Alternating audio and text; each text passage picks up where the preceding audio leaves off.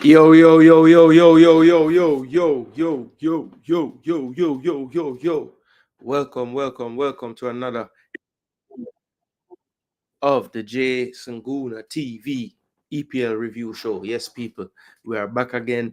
The games are completed on Sunday, so we turn up Sunday night to bring you the review show. You know how we do it, people. From right as we get started, this program is on YouTube. On YouTube, what helps the video? What helps the video is liking it. So as soon as you click on the video, you see the face, you hear the voice, you know what's going on. We're talking EPL review show tonight. Smash the like button. That's the first thing. Then of course share it. Of course, all day I talk football with all of your peer groups, all your friends. You know, share this video amongst all your peer groups and friends so they can get acquainted with the content, because trust me, it's a nice conversation. We'll break it down the real way. We'll talk about all the things that go on in the EPL this weekend. Yeah, we'll watch the football, so we'll come and talk about it. We'll put the stats on screen, we'll talk about the stats, because that always will tell you a story as well. But nothing beats putting your eyes on actual football. So we are going to talk about the matches this week. A whole bunch of things happened this week, people. My side, the Gunners, we got the result at the Molyneux, but it was crazy, and everybody knows what happened. You know what I'm saying? So we're going to discuss all of those things, people. Liverpool at the top, still doing their thing. Conceded a goal late, but it didn't matter. They were 4 goals to the good, right? So that's what they did. We're going to talk about all the things. We're going to talk about all the referee incidents, the madness players did this week, because some players lost their heads in this week. Bournemouth going crazy, people. Crazy. Bournemouth is going crazy. Iraola right now, I think most teams that having issues with their manager right now, they're probably looking and saying, boy, that's tough, you know? As a matter of fact, yo, big up Red Skull. You say Vex, bro. Man, them try and mash up the whole of my meds. First game of the week.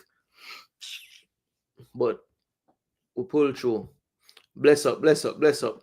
Bless up 876 Jamrock. Yeah, man, one gunners every time. Big up, big up Rad Smith. Wagwan. Yo, all Rude Van Nistelrooy, you know, you see the one Rude Van Nistelrooy? You see the one Rude Van Nistelrooy? Yo, the one Rude Van Nistelrooy. You see him? You know, long, me and the whole of who watch the show, I tell him to start Bobby Reed, and look what Bobby Reed keep up today. Yeah, man. Man, miss Saka as a player. Yeah, bro. It's sad. I know, say, at the first time since Saka bus, you know, that we don't see him for like any extended period of time. The man always play. So this is very different. Yo, the boy one area though, you know, the man bad, you know. Ethan one area people, I'm telling you. Oh, yeah, so with my homes. Yeah, bro. Big up, big up. Yeah, me did I think Washington would have played better, but Philly mashed them up. And I think we don't know Chiefs are gonna win, bro. My homes coming like a robot. And they come on to them type of game, yeah. You gonna find a way every time. Yeah, man, enough respect, Jamrock. There. I'm hoping Bobby bought himself some more time on the pitch today. Yo, if him not play the next game, Rob Smith, I don't know if I tell you. Because it's not like any of the wingers that he replaced really doing anything. So you might as well try Bobby. And Bobby was the most productive out of all of them. Yeah, man, one Bobby. And the thing is, you know, a team like Leicester, where I struggle, relegation zone, you know Bobby Reed going to give you the work rate first and foremost. And he's efficient. He's efficient when him get a chance. Look at the cross where him send. Left foot. Perfect weight on it. We don't tell Rude the formula, but him just decide. You see it? Chile, look from when, Chile? May I talk like from Rude first get the job, you know? Where I say, yo, all right, change it up. Man, finally do it. Yeah, man, bless up Chile. Well, you don't know enough people. You know the format. We did a preview show night before the game them start. We take down the predictions, keep track of everything, and we'll give you the standings and everything after the fact, right? So after we done break down the whole of the game, them analyze the games, talk about everything, we will reveal the champions for the week, the champion for the week, and the donkey of the week. So hopefully you are not a part of the donkey. I will let you know that there's multiple this week. People were fighting for the last place, and we'll have one champion this week. So we'll reveal that after we go through the games, and of course, the Fantasy Premier League. We're going to check in with that as well because, Mans is active in the fantasy. So we're going to see what go on, how we team them do this week. All right. So, yeah, man. Get ready. We're going to break down the game them now. So the first game, people. First game. And remember, please do smash the like button. Big up yourself, DNA Football. Yeah, man. Respect, bro. I see I put in the work tonight. All right. So, yeah, he hasn't gotten a chance since he's been there. None at all. He's not getting a chance. He's not getting a chance. Hopefully no, RR, man. I did with laugh. Yeah, man. Smash that like button, people. All right. So, the first game, people. Bournemouth versus Forest. Now, looking at the predictions for this game, right? Quite a few people thought Bournemouth was going to win this match. I went for the draw. Some people thought Forest were going to turn them over, but the majority went for Bournemouth to win. And you guys were thinking straight because this game was 5-0. And I think when I look at this game, right, Bournemouth has been a team where I think they've played a lot of games where they maybe scored 2 goals, even 1 goal, but they could have scored a lot more. And Forest, on the other hand, have had a lot of games where Matt Sells makes 7, 8, 9, 10 save and them concede none or one. And I just feel like everything happened to go the other way for both teams today in this game. So Bournemouth, every chance them get put away pretty much. Sells just couldn't come up with those big saves in those moments like he had been. And they just got turned over. Now, I think there's a couple of key components to the Bournemouth team why they have been on this run. Because I looked at their last 12 games, they have 8 wins and 4 draws, right? So that's a nice sample size of time where you can say, okay, this team has really figured something out under this manager. But I think there's some key components to the team that have entered in that same stretch, and I think it's making a huge difference. And I think that's the centre-back, Dean Huijsen, and the midfielder, Tyler Adams. Those 2 players weren't really involved early in the season. Not that Bournemouth started out badly, but I think the introduction of those 2 players has really, really shored up the team, the spine of the team. And Adams especially looking like he's gaining full fitness again. And you're seeing him being more active in terms of intercepting the ball and transitioning the team into attack. And he did it twice in this game, resulting in 2 goals and 2 assists. So I really think that the consistency in the form you can put down to these 2 players adding in. Now, on the Nottingham Forest side of things, we've been asking week to week, how viable is their push for a Champions League place? Is it real? Are they going to hit a wall at some point? What I want to ask you guys in the chat, right? This is a 5-0 result, a bad result. But over the sample size of the season, they have been doing their thing. They have been doing really well. So do you think this is just a blip? Is this an anomaly on their season? Do you think this is the start of them, getting closer to maybe what reality is for them? What do you guys think? Because I just feel like this particular game, Bournemouth was just extremely clinical, especially in the second half. This game didn't have to be so lopsided, but I won't talk about it anymore. Most of you watch the game. So I'm going to show you guys the stats and see if we can make sense of it. This game was played with a lot of other games playing. So maybe a lot of you didn't watch a lot of this game because I was just intrigued to see what really happened. This is one of the games I actually went back and watched because I wanted to see how Bournemouth give them 5. Like, how did this happen? Red Skull say him was closest to the correct score. Well, yeah, you had 5 goals scoring in the game. So yeah, in that sense, you were the closest. Yeah, man, let them know if I like it, man. I was closest to correct score. Clivert, most improved baller. Yeah, Clivert, man, I live up to him name after all these years. Clinical with the shooting. His father was the same way. The coach, I studied the formula. Yeah, man, Iraola is from that same area too. Unai Emery, Mikel Arteta, Iraola, all from the Basque country in Spain. Cherries play Liverpool next. Arsenal fans must feel confident, but then again, Arsenal, so I don't know. Yeah, well, look, we have to play City and they have to play the Cherries, so two of the more informed teams. Forest struggle to create chance. Yeah, coach, we're gonna check that out right now in the stats. See how much big chance them create, if any. Mental game now on Nottingham Forest. Yeah, we're gonna see. I think they will be back, to be honest, but it's difficult after such a defeat. Yeah.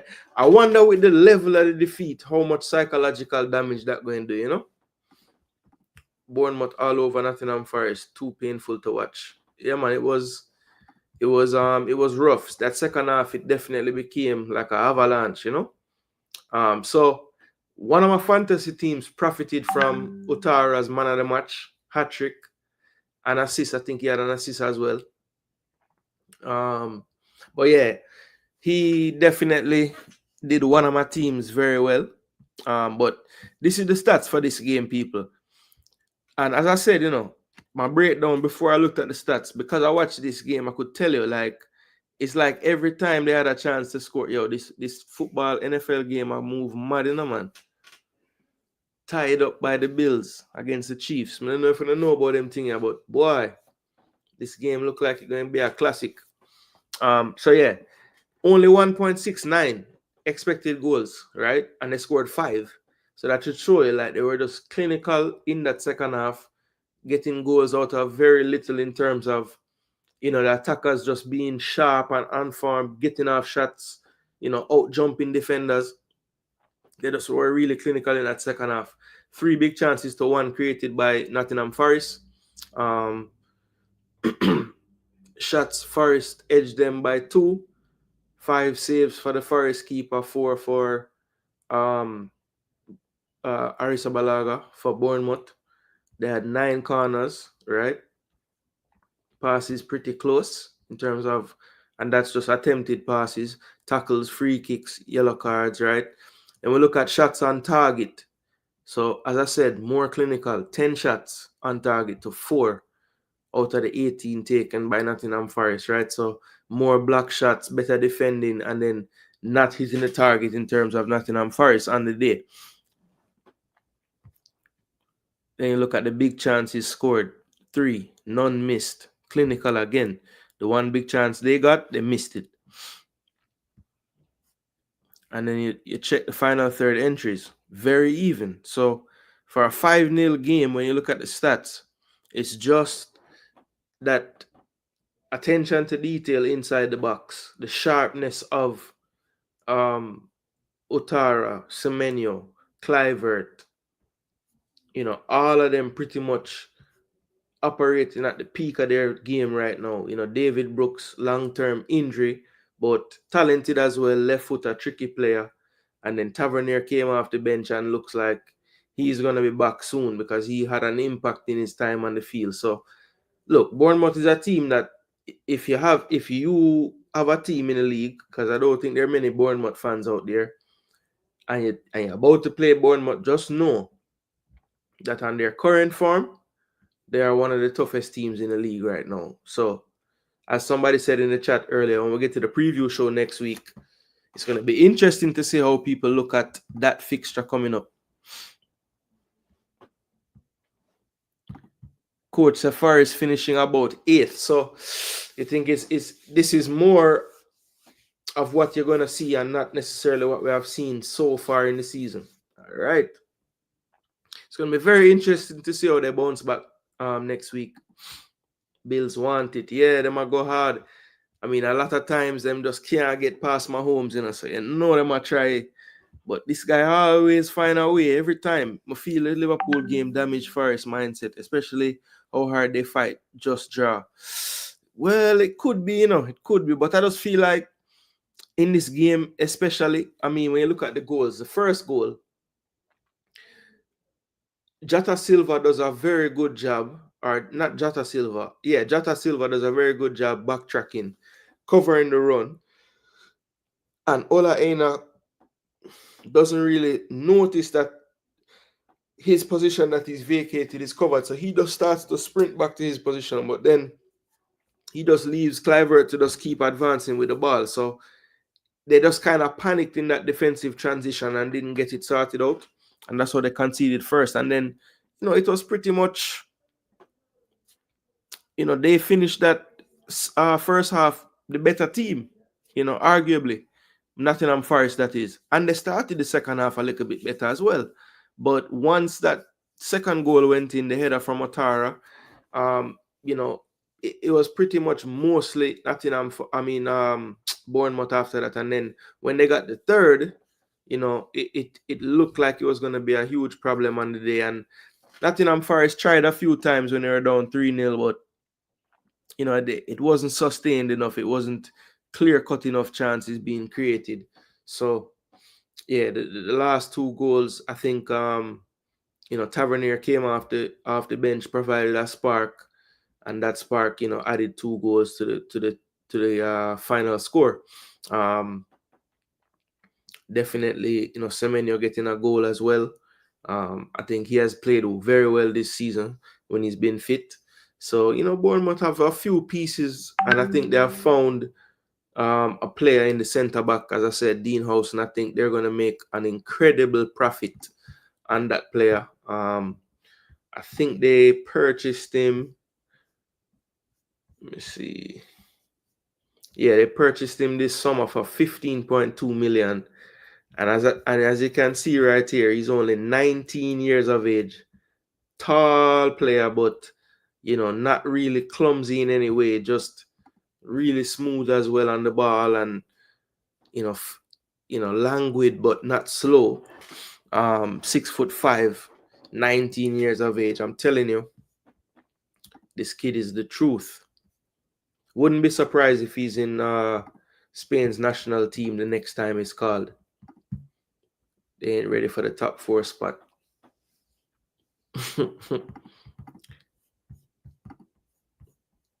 Man, just tell me what happened before it happened.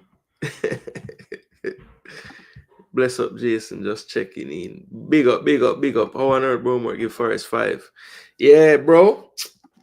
Man, them clinical. Big up, Sherman.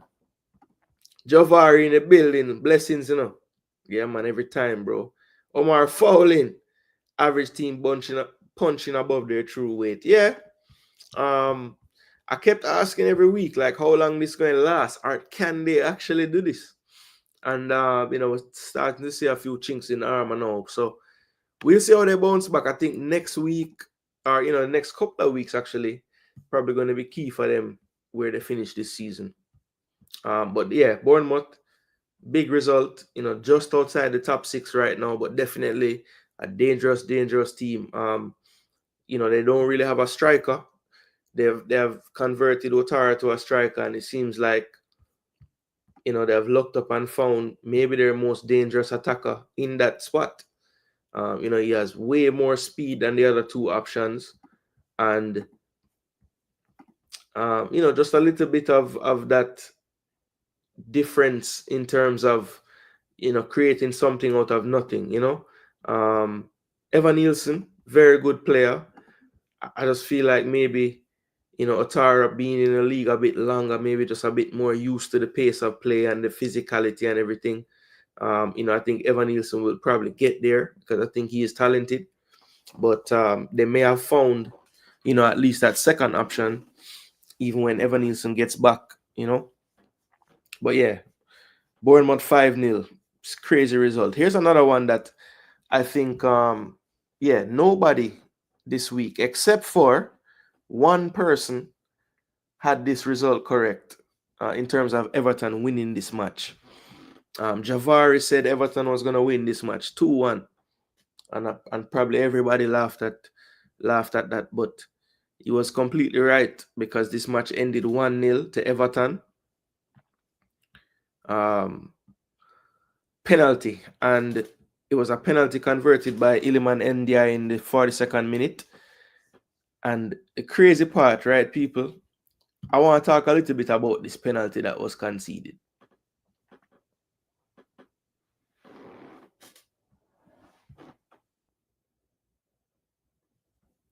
He's like Aiden Heaven, the Arsenal kid.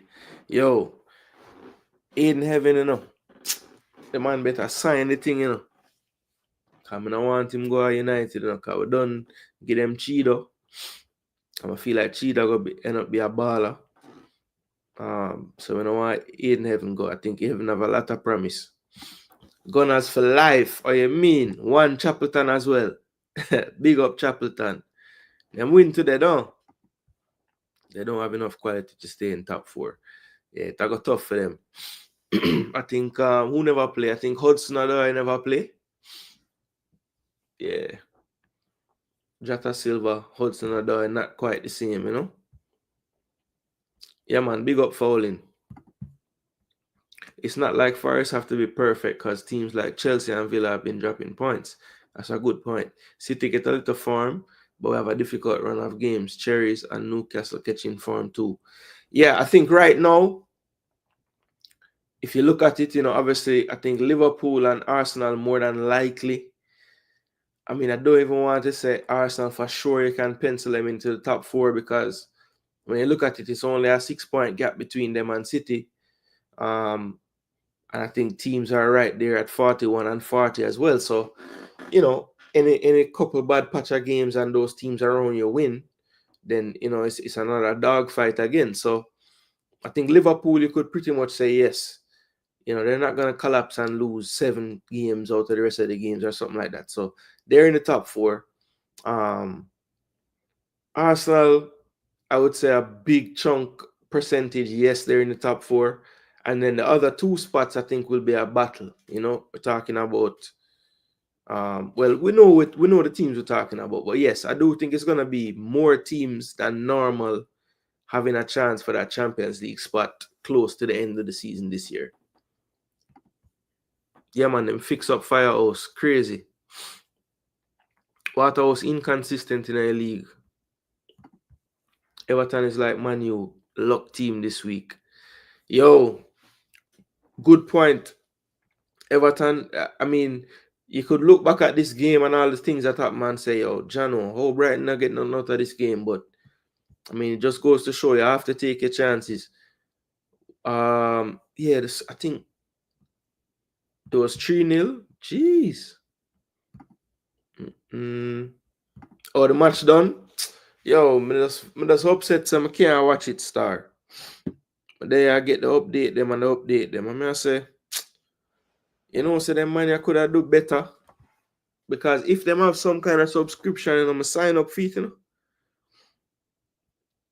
I know I'm not the only person would have do it. So man, you give Amarim a birthday gift early. City still dicey with 2 open. In a counter-attacking game, don't suit City. Need that retention stability. Yeah, 2 things. I think the retention is not as good, and the winning back the ball is not as good. When it take too long to win back the ball. And then it's not a team that really build to like defend out of possession. Like, you know, is a good you know, pressing defensive team. If you're not pressing on a defense, not as good. And they're not really like doing the full pressing. Josh Allen, no, I gotta run away with the game. Everton just know if you survive. Yeah, true. Yeah, man, them asleep, bro. I want to try line up a program where we get the bigger, I talk to the bigger heads them from Sportsmax and CVM, all the people that broadcast it, and have the JPL, the PFJL people them on it as well. So have a discussion and say, yo, how can we come to a solution? Because I just feel like you guys, on I want things like sponsors and everything, but on also missing revenue opportunities, I feel like, because it's one, all right, you might not have the infrastructure, right, to show every single game. But at the very least, maybe you send like you don't have any commentary team, but you have cameras on it. So you can at least have a highlights package of every game or something. Like, I just feel like I'm missing a chance, man. People would have spent their money for the season pass there. City miss Rodri. Why they look so shaky? Yeah, of course.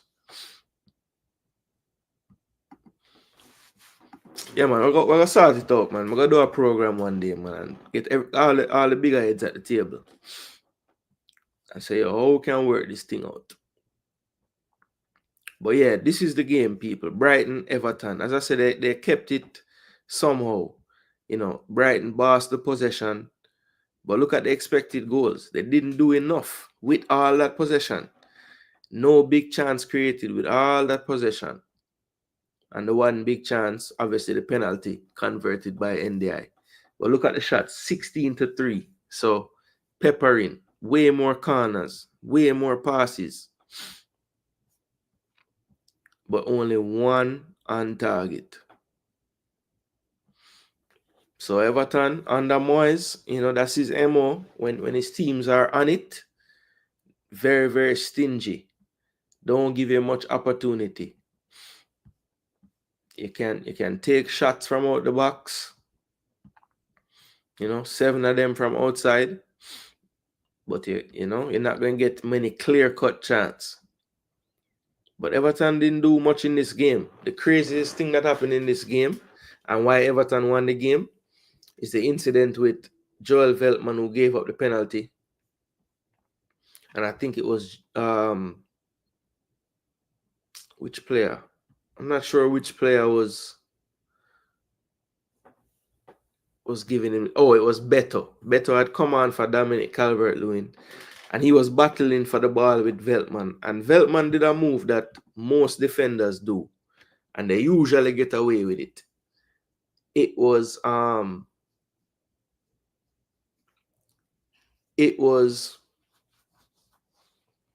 basically Joel Veltman felt that he was being fouled, and he kind of started to go down. And in going down, he like basically hit the ball with his hand. And a lot of times defenders do this when they're getting pushed from behind, or you know, they're jockeying for the ball. They might drop on the ball and just hands it, and you know, it's never really penalized. Typically, it's going to be a foul on the attacker. And in this instant, the referee didn't deem the contact with Beto and Veltman to be a foul. And Veltman, you know, the ref didn't even see it in real time. He just gave a corner. Then he was told to go look at it.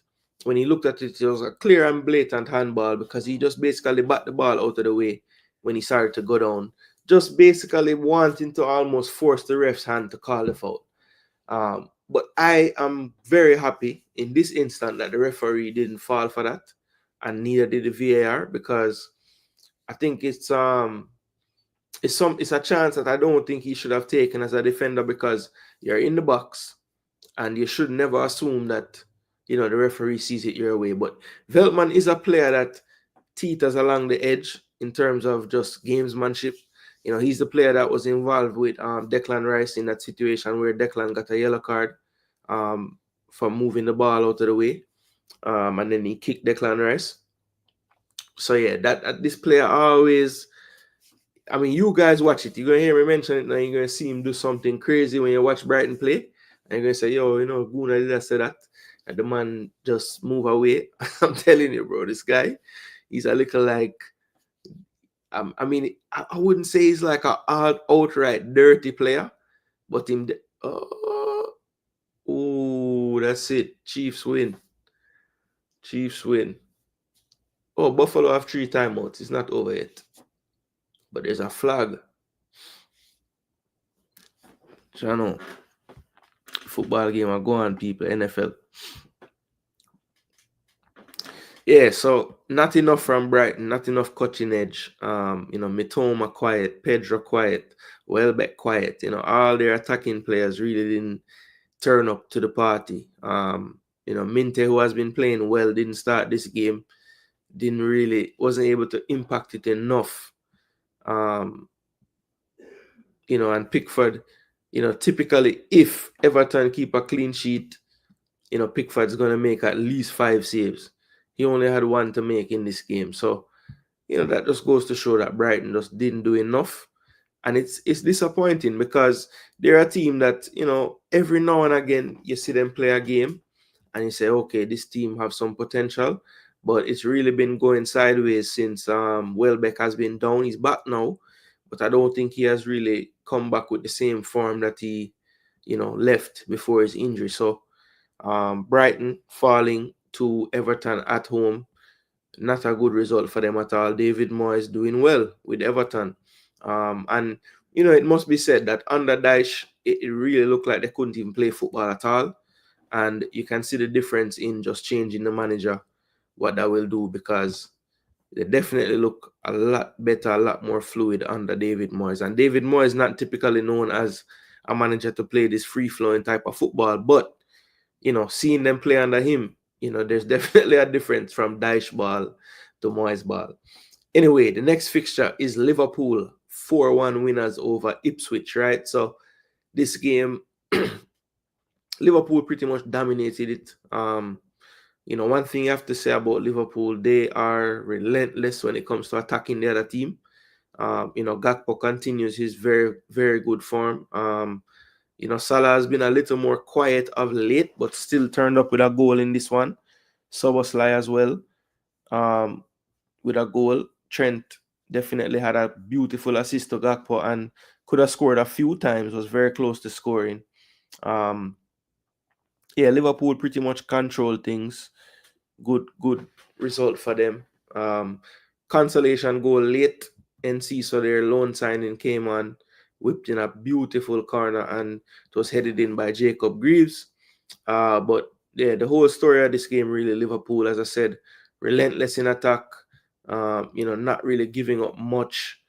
The other going against them, and still controlled, a lot more control of a game style and game model compared to Jurgen Klopp. But somehow they still haven't really lost that ability to really transition very, very fast. So they're kind of giving you the best of both, right? Very, very solid team. One that's going to be very hard to catch in the Premier League. But let's just take a look at the stats for the game in this one. 70-30, so a big gulf in possession there. 1.98 expected, 0.48, 3 big chances to 2 big chances created by Ipswich on the day. 16 shots to 3. A big difference in passes attempted, which is to be expected with that possession. 6 shots on target to 3 on target for Ipswich. Trent hit the woodwork, I remember that one. Shots okay, inside, outside. Big chances scored, so Liverpool clinical, scoring all the big chances. Ipswich had 1 and missed it. Look at the difference in the touches in the penalty area. Jeez. And almost half the game played in the Ipswich defensive third. Almost 100 final third entries. So that just goes to show that relentlessness. We're going to look at pretty much all the stats today, and I'm going to see how close another team get to 92 for the 90 minutes plus. That's madness. 92 entries in one game. Yo, these guys are non-stop trying to score. The doubleheader today was a big chance for the fans. Yeah, bro. I would have watched it. Every minute my phone a ping off. This Cavalier Arnett game look like it nice.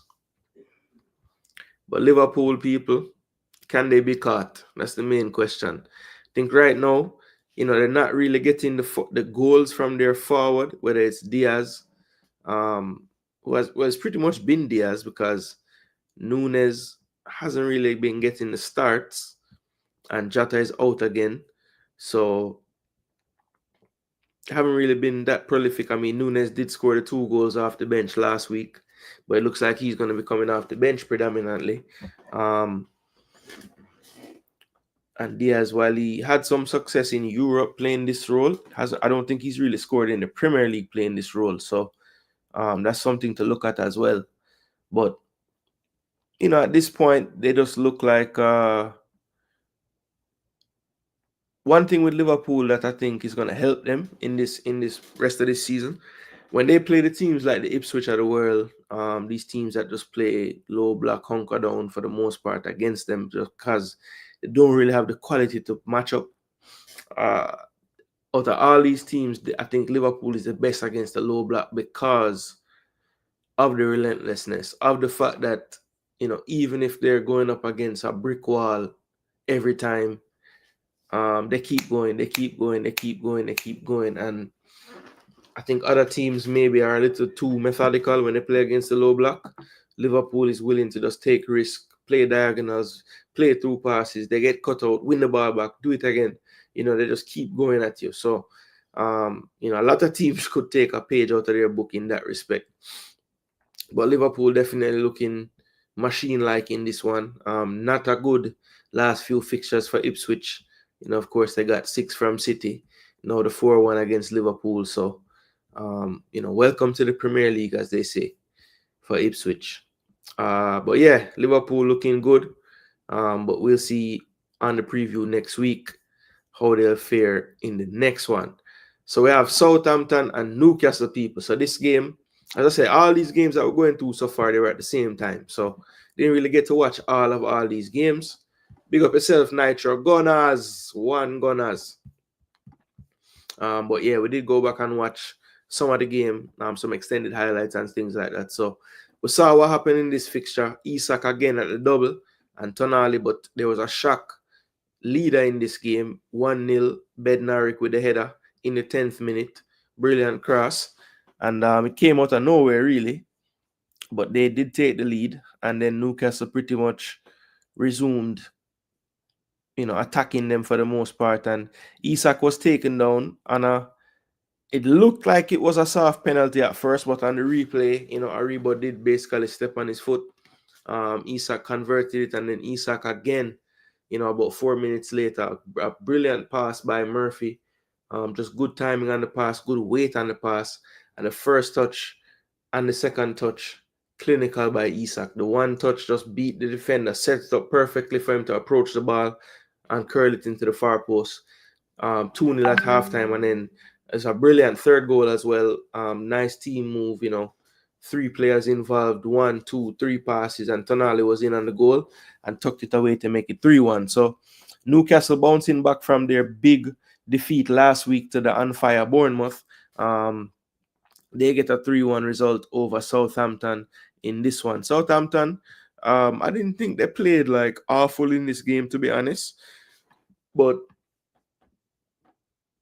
Newcastle did prove to be just too quick for them in the transition, and just with their overall passing and movement, intelligence of movement, it was a bit much for them on the day. So Newcastle definitely showed that they were the better team.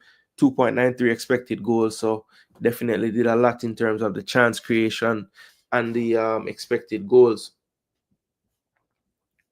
And Southampton continue to lose matches. I think that's 6 in a row, maybe, or maybe even 7 in a row. So they are really struggling. I think this is the lowest points of any team in the Premier League. I think they set a record after this amount of games. So definitely they need to turn this around if they want any chance of staying in the Premier League. I don't think there's a chance for them anymore, just because it would just require too many wins in a row, no draws, just have to win every game. And, you can't really see that with them. It could have been worse as well. 3 big chances missed by Newcastle. So, yeah, they're just struggling right now. Final third entries. That's crazy. 53 for Southampton and 39 for Newcastle. So, they only had 39 entries and they created 6 big chances out of that. So that just goes to show the quality in the final third that this team has. With the midfielders bursting into the final third as well, the quality on their passes, to create so many big chances, have less entries. Yeah, that just goes to show. It's amazing, actually. Yeah, so Newcastle 3-1. Isak continues his incredible scoring. I think he set a record for first Newcastle player to score in 5 straight away Premier League matches. Everybody knows, when they ask the question, which club or which baller do you want Arsenal to sign as a striker? My answer is always Isak, every single time. Most teams run and kick the field goal. They went for it. Wow. Yeah, exactly. Gunners could do with a forward the caliber of Isak. Jaja, telling you, that's my dream forward right there, bro. Alexander Isak. All right, people. So the last game we're going to talk about that was on at 10 o'clock is the one that I watched the most intently live, and that is Wolverhampton versus Arsenal. So as you can see, Arsenal won the game 1-0. Calafiori getting the goal in the 74th minute, and he had to come onto the pitch because of, I think, one of the craziest calls I've seen in football in a while. And the crazy thing is, the last time I felt this way or this horrible about a call, it was like deja vu. It was the same referee, Mr. Michael Oliver. It was the same ground and the same 2 teams. I wonder if anybody in the chat can tell me what I'm talking about. This referee at this ground with these 2 teams playing did another madness as well, which resulted in an Arsenal player getting a red card. Can anybody in the chat tell me what I'm referring to? Michael Oliver, Wolves versus Arsenal, away in the Premier League. Which player did Michael Oliver do a madness with? I knew that the Arsenal fan, or one of the Arsenal fans, would be the first to tell me, oh, people for say Cole Palmer better than Saka, and when they need him the most, he doesn't turn up. Oh, that makes sense. That guy feared Pep and his old teammates. Actually said that's what it will be, a dream, because it not gonna happen. Mike Oliver is a waste man. He should be banned. Facts. The 2 yellow card for Martinelli. Exactly. So the last time Michael Oliver did something controversial with these 2 teams at this ground, it was Gabriel Martinelli. Now, if I remember correctly, Martinelli fouled someone, then it was a play on, and then when the guy went to throw in the ball, I think Martinelli batted out his hand or something like that. And the man point back to the tackle, give him a yellow, and point to where I'm standing right now, where I'm bat out the ball, and give him a next yellow and send him off. Unprecedented. We had never seen it before. Now this one, in the context of the foul, never left both feet never left the ground. Studs were exposed, so I get that portion of it. But the contact was made below the ankle. It literally was on his boot. Right? Can't say it's a goal scoring opportunity because he's literally took the touch just outside of his own box. So that's out of the picture. I just don't understand how that's a red card for Miles Lewis-Skelly. All right. I'm pretty sure how this is going to go. But I'm going to do it anyway. Did Lewis-Skelly deserve a red?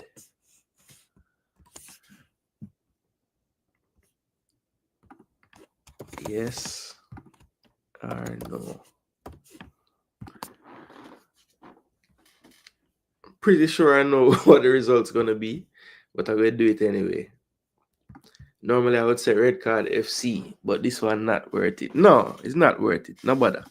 Even you, Chile, couldn't say that. Man City is the only team he doesn't give red card in EPL in 58 games. Yeah, as a matter of fact, let me find that thing. I know what you're talking about, you know. Let me see that too. Michael Oliver. Because I want to be the star in a Red Skull. So we're making the star of the show for a little bit. Michael Oliver cards. What am I doing? Michael Oliver.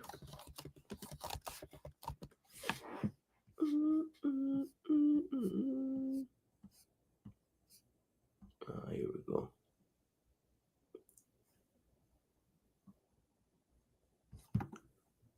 I'll try them somewhere.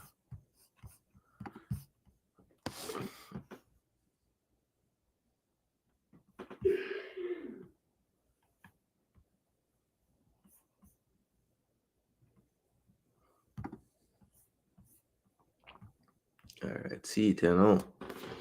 See it here now.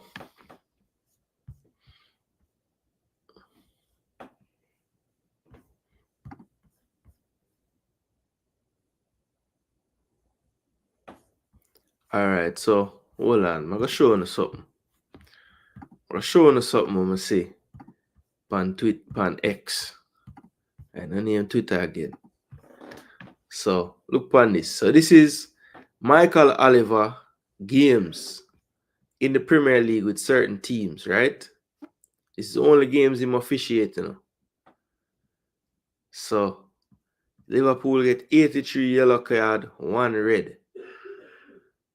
Arsenal get 97 yellow and 8 red. Yo, the man hate the North London team them. 5 red Tottenham get, 5 red Everton get. The man do up the same amount of game for City, you know. 68 yellow and 0 red. Are the only team besides Fulham where the man ref game and them not get red card. So I don't know if you have a link to Fulham too. But 0 red card for City. I mean, I guess it's possible. But boy, I mean, for sure, you know who was all right. You remember when City was playing Arsenal and Kovacic did make like 2 mad tackle and only one of them get a yellow card? Guess who the referee was that day? Now the boy, what him name, man? The boy Michael Oliver, man. But look on that, people. I mean, it's coincidence or what? I mean, you'd think Liverpool would have more because that is City main rival. But them have whole heap of yellow card, so, you know, I don't know.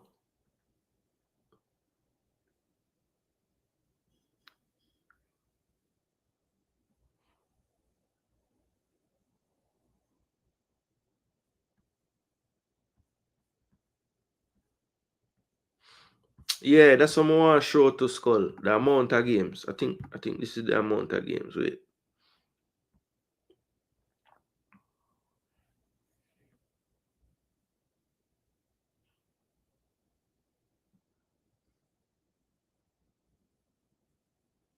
Oh, this is this season.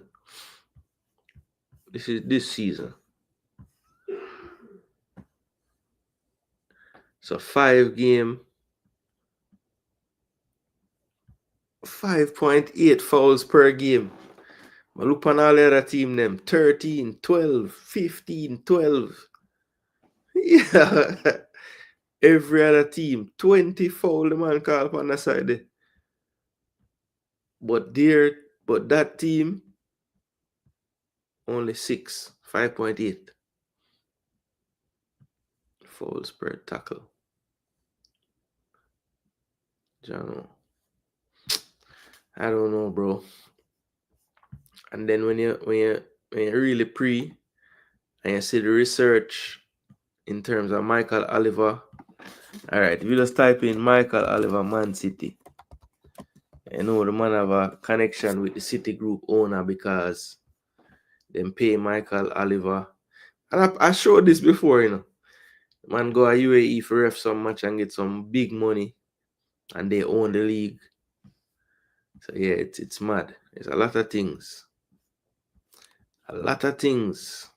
Watcha. Referee Arsenal 62 time, red card for Arsenal 8. Referee City 60 time, red card for City 1. Referee Liverpool 64 time, red card for Liverpool 1. So the man does not like Arsenal. Yeah, bro.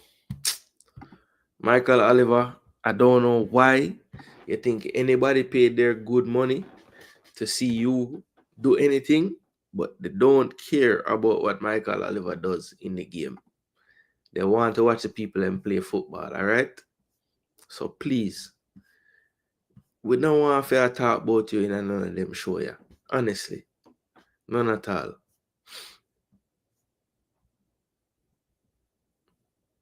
But one thing more I have to say though, because we're not biased. No matter how bad him is as a referee, we don't condone these things. So I see them put out a statement, the PGMOL, and they must say we are appalled by the threats and abuse directed at Michael Oliver following the Wolves versus Arsenal fixture. No official should be subject to any form of abuse, let alone the abhorrent attacks aimed at Michael and his family over the past 24 hours. The police are aware and a number of investigations have commenced. We are supporting Michael, all those affected, and are determined to tackle this unacceptable behavior. Sadly, this is not the first time a match official has been forced to deal with threats in recent times. We'll continue to support all investigations. Yeah, well, look, we're not threatening the people in life. Okay? I mean, it's ball, at the end of the day. But them man need to do better. Straight up. Them man need to do better. Them can't make so much mistake. I mean, look, every single person when I hear talk about it, nobody give an explanation as to how that could be a red. Everybody is kind of just totally surprised that can even happen. But yeah, no matter what, we not condone them thing, the people. None at all. So they want to show that too. And no, so we see that I go on, and we not rate that. No bother with them thing there. No bother with it. Alright, so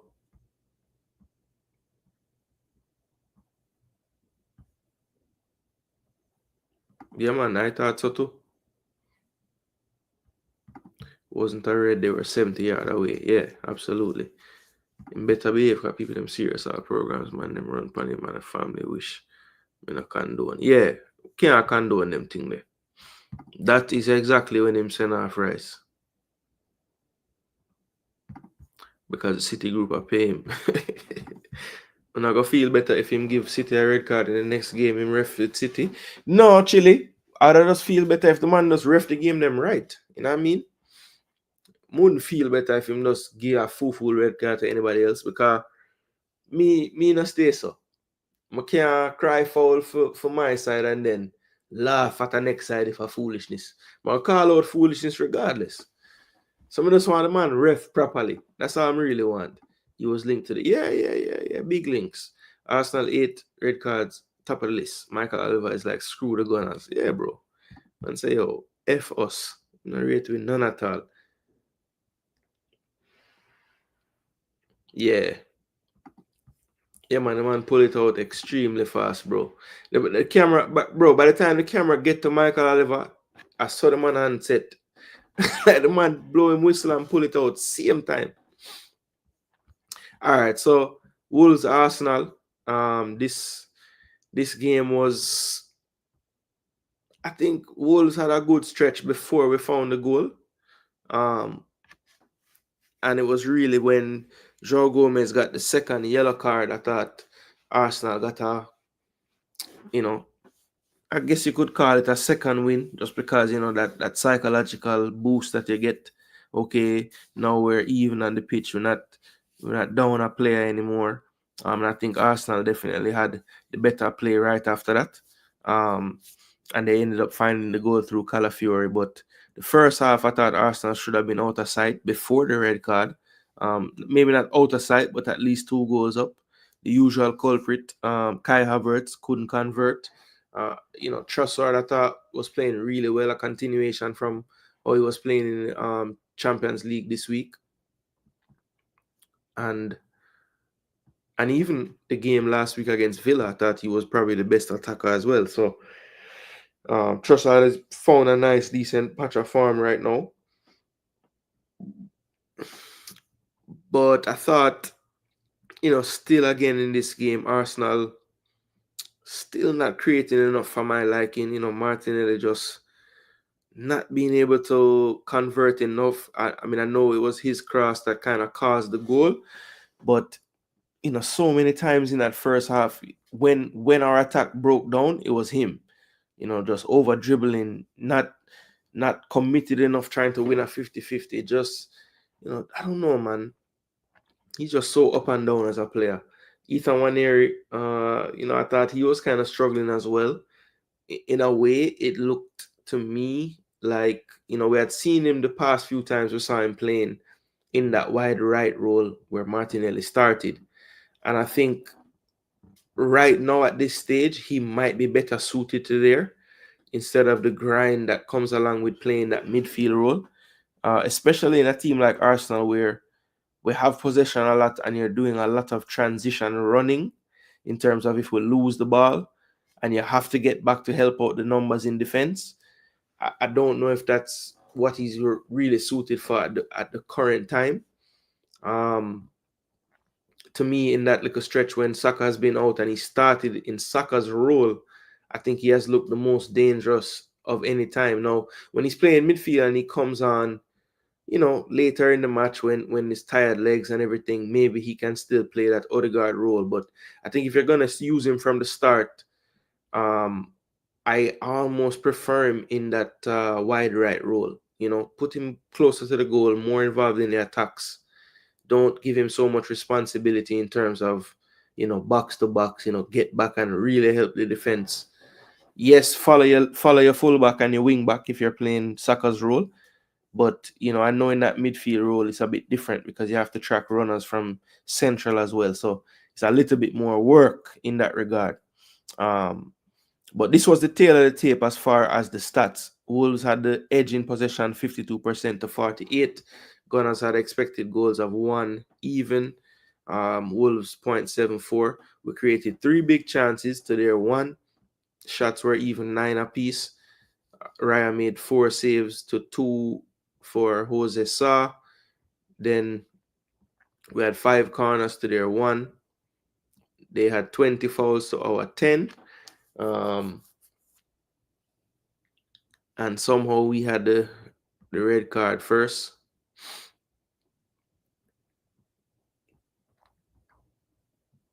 So both teams had a red card. We had 1 yellow on top of the red. The 2 yellows really was the red for them. That was Joao Gomez. The edge was 4-3 shots on target to Wolves. Arsenal missing 3 big chances, as I said. They missed the 1 big chance they got.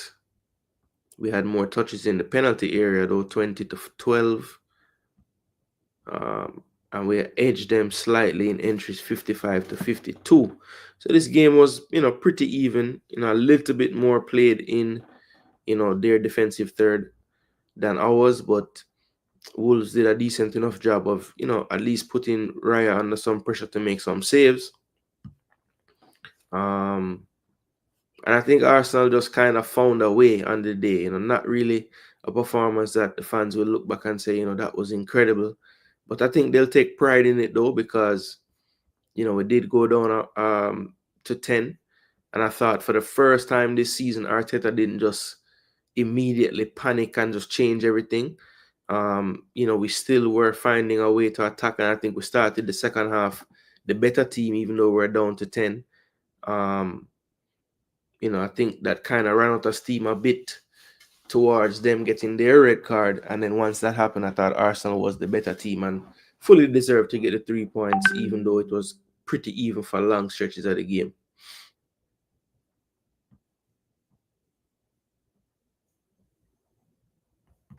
Check in. Big up yourself, Pristine. Wagwan. Yo, Nicholas, big up yourself, Yeah, man. Big up. That seems like a hatred toward Arsenal to me, bro. Especially for the kid. He could have teach the youth, and Fox's VAR was there and didn't overturn it. Yeah, bro, it's crazy. The VAR conversation was dangerous above high right at the ankle or above. And I saw the replay and I'm like, bro, the contact was with his actual boot. Kai is such a shit player, he need to go. Only if you have a good attacking front three. Yeah. Michael Oliver or Michelle. Try everything for Robert. Girl, I look a raise from City. Yo, I know how much more money you want, you know. Come no City I pay him well already. Right, I might keep a man calm. Yeah, he's very calm for real. I have more time when him all drop the ball. The man still calm. Man just scoop it up. Yeah, bro, we need signing, but it don't look like we're signing nobody. I'm be honest, yeah. Man asked me Friday night, I'm gonna tell him. I say, yo, man, I think Gunners are signed nobody. I think Strings asked me. I say, yo, Gooner, Gunners are signed nobody. I said, no. I said, no, I don't think so. We need an attacking strength only if we have the trust. We will catch up Liverpool. We say if we have that, you trust we will catch up Liverpool. Yo, feel like we could, bro. Just need a little more firepower. Defense looks solid, keeper looks solid, but some game, you know, they're gonna let you in a one. You never know. I need to score more than one. Look like a one and few alone. Can't get the 3 and 4 and 5 are going. Even though we scored 3 against Dynamo, but we get the last goal late. Could have easily be 2 love. But Arsenal got it done, people. 1-0. I mean, that's all we can really ask for right now. Try keep pace points wise. We know them have the game in hand still. But there's some tricky fixtures coming up for them. So let's see. We have some tricky ones as well. Starting this week coming up. Is this week we play City? Yeah, I think it's this week. So yeah, tough one coming up for us as well. So let's see. We'll be ready for the preview, break it all down. But for now, Arsenal get the victory. Raya, the goalkeeper, had the highest rating. Not a great sign, but it is what it is. Calafiore 7.3, play the second half. Sacrifice 1 year, it kind of get that back four more solid in that second half. And, you know, kudos to the attacking players still at least providing a threat with 10 men that requires a lot of running and work, and they were willing to put it in. Partey, Rice, solid as usual. Gabriel, solid. Saliba had a better game than some of his previous lately. So, yeah, good result. 1-0. Away from home, you just want to make sure you get the 3 points. Doesn't have to be pretty, which it wasn't at times.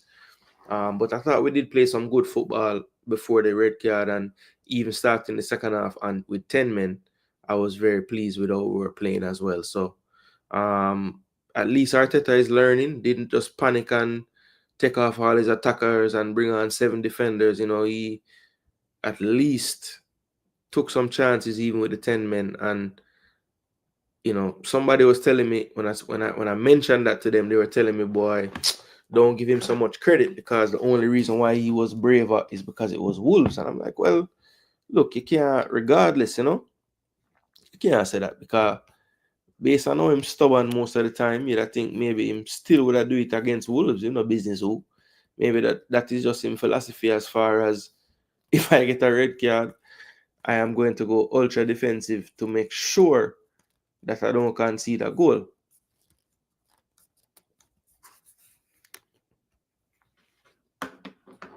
So Chiefs, Eagles, Super Bowl, people. Wow. But yeah, I hope that the Premier League do the right thing and at least rescind that red card or tone it down to a yellow. And if they don't, I hope that Arsenal appeals for sure. Because I think if it's looked at again and scrutinized, you know, no panel of referees or whoever would make that type of decision could look at that and say, yes, that's a red card. So hopefully Miles is not penalized with a 3-game ban and he'll be available in the next game, because that is something that if you're ever going to appeal anything that's a card like that, you would need to appeal that for sure. Because so many people agree with what I'm saying in terms of that's just not a red card. It's not. Can't be. Chile said we need more than that. When a king soon come save on a man. Boy, I don't know who that is. When a must can beat tight little city and the mighty Emirates as well. But I am hoping. Let's see if we sign anyone. I don't think we're gonna sign crap. February look ominous for Liverpool. I need to just keep winning because they'll definitely drop points. Well, it starts this week, bro. We have to get one over on City, bro. We can't draw them this year or even dare lose to them. Can't do it. But we're gonna see if we gain any kind of maturity from them last few years, yeah. We're gonna see this week, man. But Gunners pulled it off even though them try sabotage the thing. Oliver, go from yourself.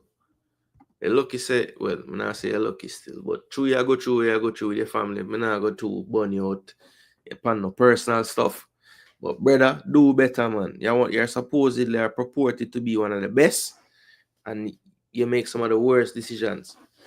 No matter way, gave Chelsea the lead in the 3rd minute, and it was not the dream debut for Mr. Kusanov from Uzbekistan. This man started the game on a nightmare. Basically a long ball by Chalaba pumped up into the air.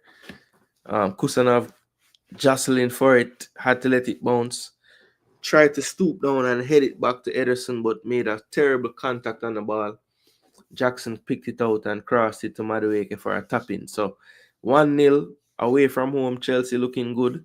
After that goal, they played well as well for about the next 5-10 minutes. But then you see after that, yeah, Man City definitely was in the mood. The new signing, Marmoush, looks like he's going to be a threat, people. A threat. The man fast like a plane. Yo, the man fast, my youth. Brother, oh Marmoush so fast, man. Oh, my, yo. You see the man make a diagonal run, bro. And the man start. It's when the ball pass. The man they like in between the right back and the center back. So when the man collect the ball, the man they wait. Yo, the man they way like behind with the left back there.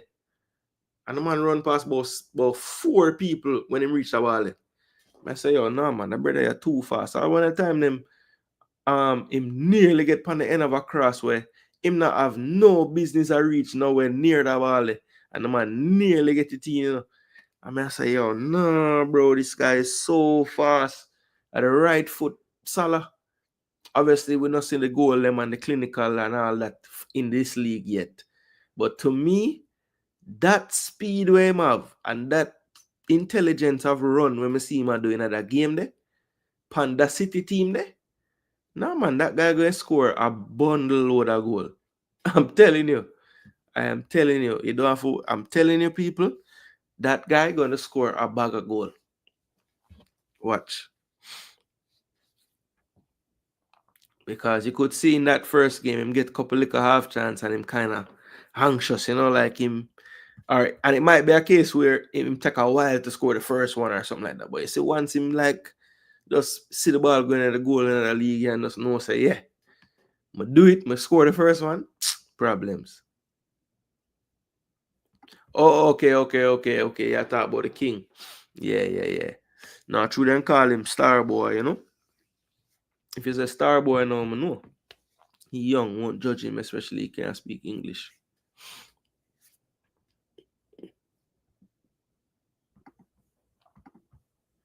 If Arsenal can't beat this version of City at home, them not deserve to win the league, but that's just me. Yeah, I mean, this version of City is still formidable attacking-wise. So the problem with Arsenal this year has been converting chances. So I don't doubt for a second that at home against this version of City, we're not going to create chances. The problem, Chile, is we're not damn converting them. And your attack, even though this is this version of City, your attack is still a chance creating attack. You know what I'm saying? So, yeah. And I think even Chelsea in this game, for long stretches, they were in it. And I don't think City ever got to this like dominant performance level in this game. Honestly, they were solid. You know, they had their breaks at times and their plays, but it wasn't like a, you know, I don't think they had a spell in the game where Chelsea was just hanging on. You know, I don't think that really happened. Maybe towards the end of the first half, slightly, like almost heading towards that. But other than that, I think it was pretty even, honestly. Until the I will talk about the goals in a second. Good performance overall. Yeah, it wasn't bad. Mm-hmm. Kusanov started off horrible, but fair play to him. He kept his head for the rest of the game. Yeah. Um, I think Pep was asked after the game, like, did he think about just pulling him out after the mistake and the yellow card or whatever? And he said, no, bro. And I agree with him. Like, you can't pull him. That's I don't think him head would have ever come back if he did that. Tell him again his attack is better than Arsenal. Yeah. I mean, look, obviously, the midfield and how hold up in midfield and the defense, yes, right now I would say Arsenal is stronger.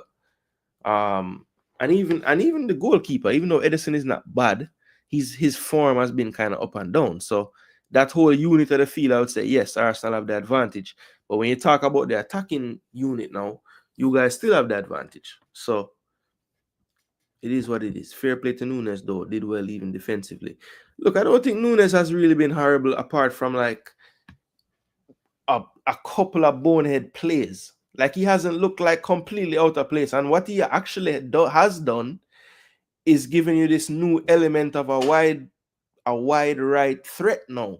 Because you know everybody you guys play off the right unless it's Doku just comes in on the left foot and there's no width over there. So he's really giving you that person now to really give you that, okay, I have that option. And you saw like a couple of the goals and the big chances came from him or Vardial overlapping down the wing. And then the guys turned into Stoke City in the second half to get chances.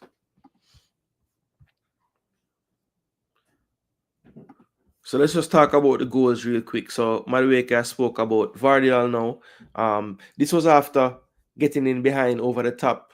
I'd say about 2-3 minutes before the goal. It was a long ball.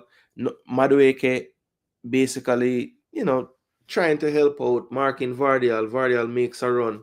Madueke covers the run, tracks the run, but stays behind his line, who had decided for some strange reason to try to play an offside trap with about 2 minutes left in the half.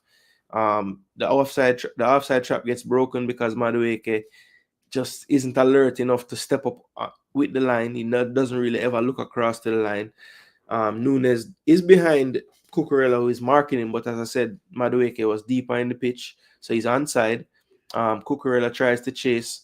He gets off a shot, ricochets off Sanchez, and rebound goes right to Vardial, who's unmarked. And he taps it in for 1-1. So it was 1-1 at halftime. Second half, I thought, pretty even. I thought it was, City, maybe the slight edge. But the breakthrough came basically from, again, high line by Chelsea. Ederson, they're pressing, trying to make sure that they can't play out. The one outlet that Ederson sees is Chalobah one-on-one with Erling Haaland. And Haaland basically, acts like he's going to take it with his chest, but then kind of flicks it almost to himself, spins and chases it, and, looks like he wants to take on Chalobah straight towards the goal or down the right-hand side, but dips the shoulder, cuts in on the left. The change of direction makes Chalobah lose his feet. And in all of this, madman Robert Sanchez, he's running out of goal thinking he can win the ball. He stops midway when he realizes he can't, doesn't retreat all the way to his goal. And once Chalobah falls, Haaland has the presence of mind to just kind of put a nice little chip on it over Sanchez into the goal to make it 2-1. So Sanchez again, gave up a goal last week. Didn't cost him any points, but this week again, I thought he was culpable for definitely that one. Didn't really need to come off his line, and if he is going to do that, he has to make it his duty to get back into a saving position after that. He can't really guess that Chalobah is not going to slip. You have to be ready for the shot to be taking place, and he just basically gave a player of Erling Haaland's quality an empty net to just chip it over him and get it in. So that made it 2-1. Chelsea, I thought, didn't do too terribly after they conceded the second. Maybe could have gotten an equalizer there, but in the end, it was put to bed by Cole Palmer again. Not Cole. Hear me about Cole Palmer. It was put to bed by Phil Foden. Sorry.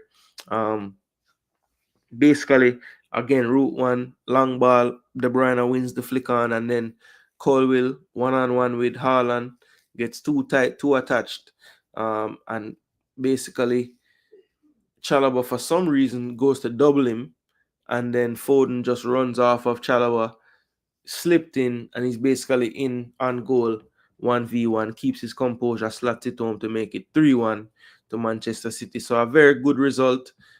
Chelsea continue their bad form basically of late in terms of their results. And Cole Palmer, again, very quiet, very, very quiet. I think after the game, you saw him speaking to Pep, having a laugh and everything. And, I've heard some people out there say they don't really love that from Cole Palmer. And if you want to talk to Pep, especially after a loss like that, you not really playing your best. Is that the best for your fans to see you talking to Pep? Now, I don't really know if it's that deep, but look, I'm just telling you what some people have interpreted that as not being the best thing for Cole Palmer to do. Expected goals, 2.5 for City, 1.8 for Chelsea. 7 big chances created by City. So, again, we're just talking about, this version of City. 7 big chances is serious chance creation in a game. 3 big chances created by Chelsea as well. Then you look at the shots on target, 6-4 in favor of City. They hit the woodwork. Let's see, 9 inside the box, 6 outside. 3 big chances scored and 4 miss. 1 big chance scored and 2 miss. So Chelsea could have had a few more for sure. Through balls 2-1. Final third entries 41-37 in favor of City. So not that many entries for either team. A lot of this game played in the midfield. But very even territorially, to be honest, in this whole game. Error leading to shot and goal, and 1 error leading to goal for, obviously, Man City. Kusanov making that error. So this game, I think Chelsea, they did okay. They did pretty good. But with them, that their defensive issue is, they're prone to making a mistake here and there, whether it's the goalkeeper or the centre backs themselves. And I think a lot of their, the Colwill, the Chalobah, all these guys, maybe they're not there in terms of the maturity just yet. So they do have lapses from time to time, don't quite make the best decisions every time just yet. So yeah, they are struggling right now. Man City looks like they're finding some form, but again, I still think, Man City still conceding too many chances, and I just wonder if they go up against a team that is a little bit sturdier defensively than, say, Chelsea, with a similar type of potency in terms of chances created. If they're clinical on the day, I think City has a lot of trouble right now playing against teams that can create chances and are clinical. I know that sounds real simplistic, but at one point when City is at their peak, when they're operating at their peak, even if a team's clinical, they just won't get the chance for them to exercise that because they just won't get chances. This version of City are giving up chances, and that's my hope that Havertz basically misses a lot all the time, but he has those odd games where he'll give you a brace. And that has been a long time coming of late. So maybe it's time. He's just due, But we shall see. And again, that's going to be more for the preview show. But Man City got this victory 3-1 over Chelsea. Chelsea still sliding down the table, out of the top 4 now for a couple of match weeks. And they continue to slide because they continue to drop points.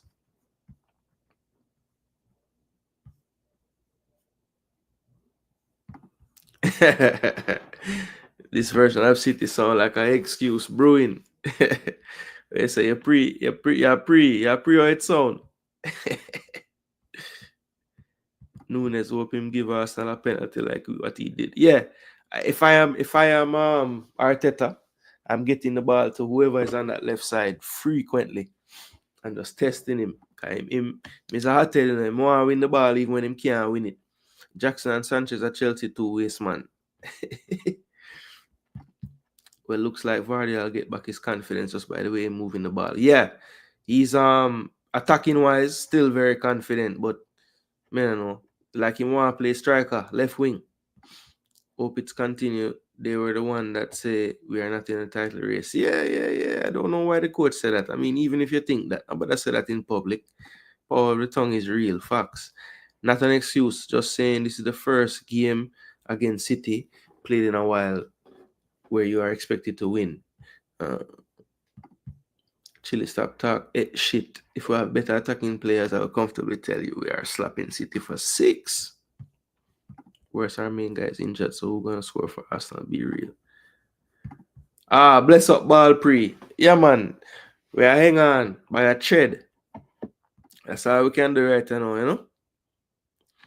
One thing we know about when you chase, any little thing make you feel like you have a chance, you know. So we just need another week for forward when on the drop points and we get all 3.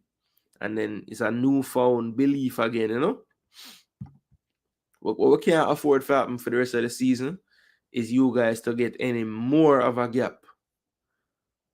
But this is a chance for you guys, you know. If we do any kind of foolishness in this game against City and don't get 3 points, and then somehow get 6 points out of them 2 games, yeah, then that's 9 points right there. And I don't know, bro. 9, it's a bit much. 6 is more doable, but 9, wait, Arsenal get a good attack, then we will see.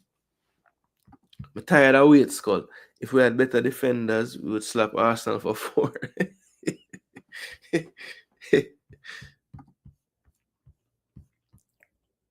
All right, so that was the Saturday games, people. Entertaining games. You know, the big talking points, obviously.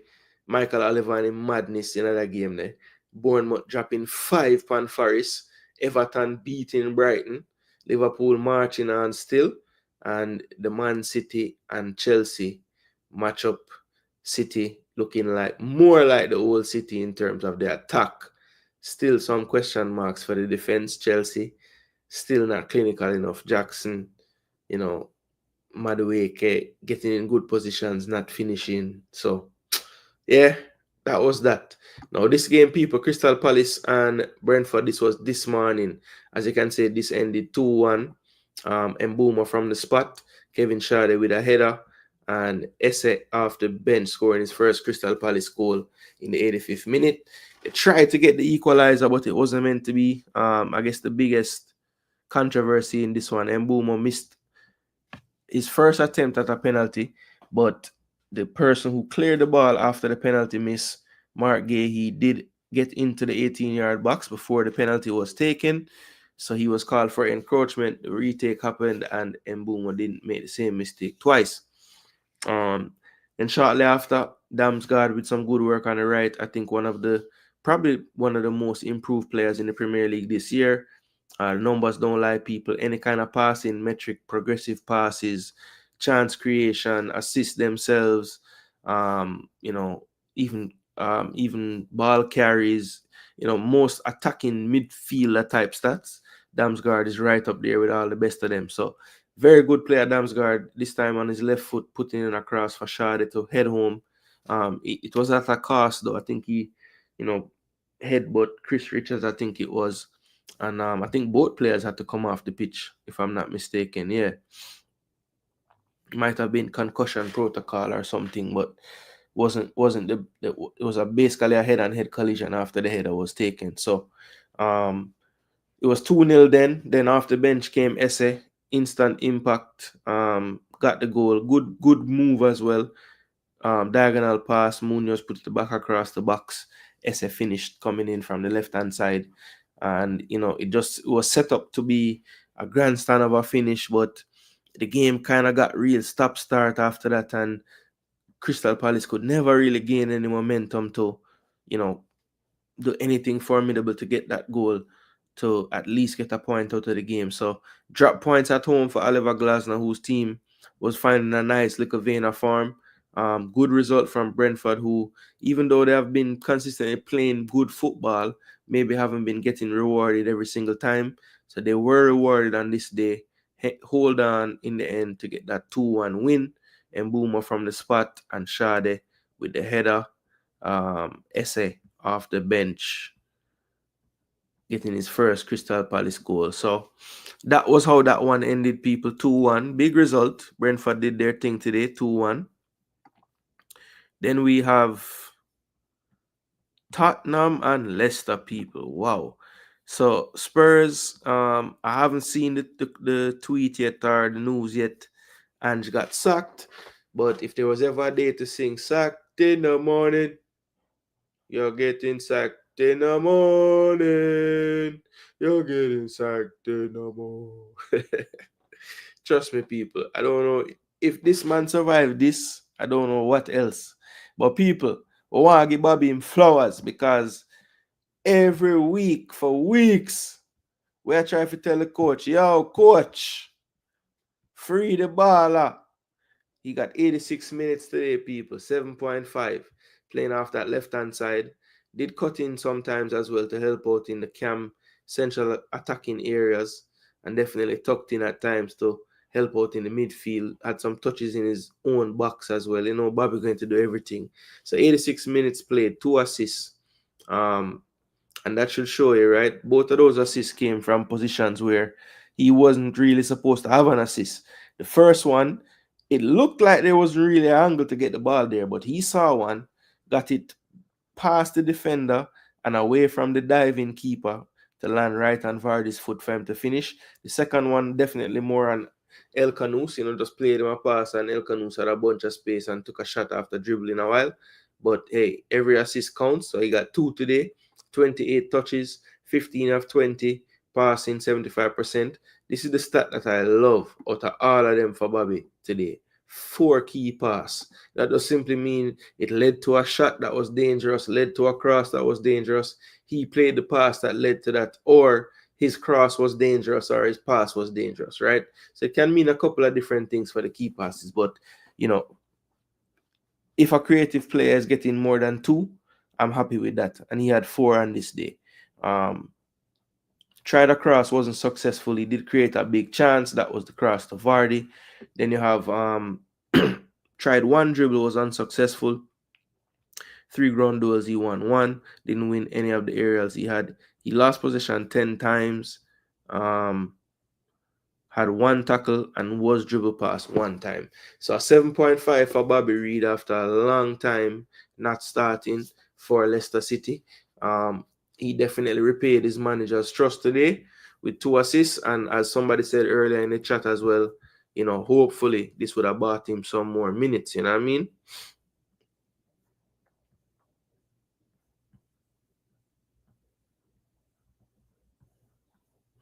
Red Skull and Chile are cuss. I like Arsenal. Been my favorite team other than my own in the past couple of years. We need a striker though. Badly. We did miss players too. Oh yeah, them still a cuss. Ange getting sacked in the morning. I'm telling you, bro. If him survive, it's crazy. Glad Bobby got the star and a 2 assists for the goals that win the game. Showing the coach he needs to be a bigger part of Leicester. Yeah, and the thing is, Joseph, like all the players that been playing over him, it ain't like none of them on no kind of form that you could say, all right, he deserves fair play every week, So at least rotate the ball of them if none of them now really step up as no star. I just didn't understand why Bobby wasn't getting no chance, It never made no sense to me. It never made no sense to me.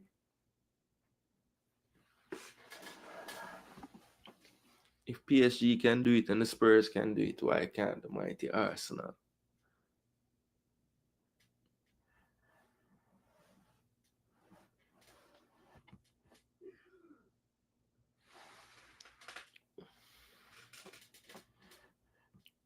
The man just Red Skull, him don't believe that. I guess him believe that we have the type of finishing ability of these teams, and we just don't.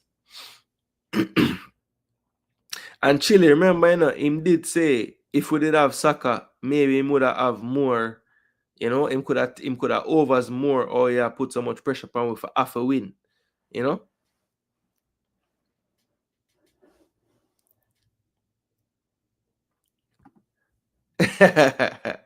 Where say, I get wife for the flowers thing, so you give him the credit. All right, cool, more overs.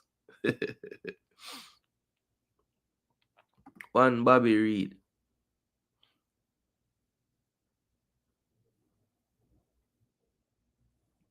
No man, you can't say Vinny deserve it more.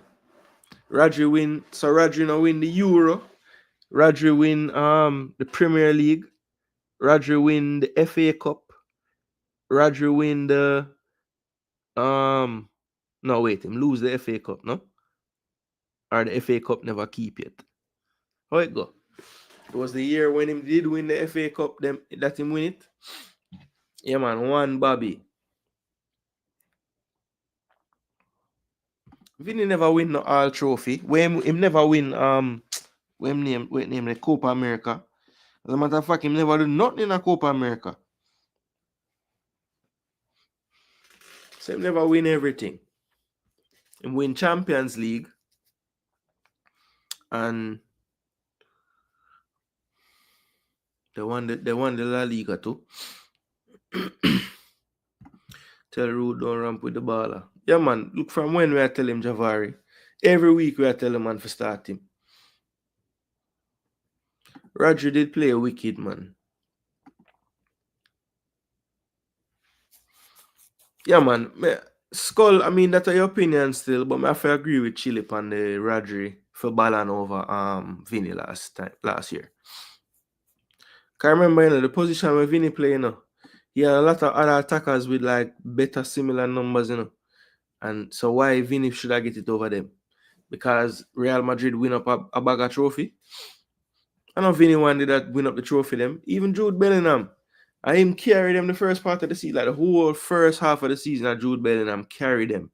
And because Vinny scoring a Champions League final and semi and thing, everybody just kind of, but Bellingham was doing his thing as well in that Madrid team. Cruz was boss in the midfield.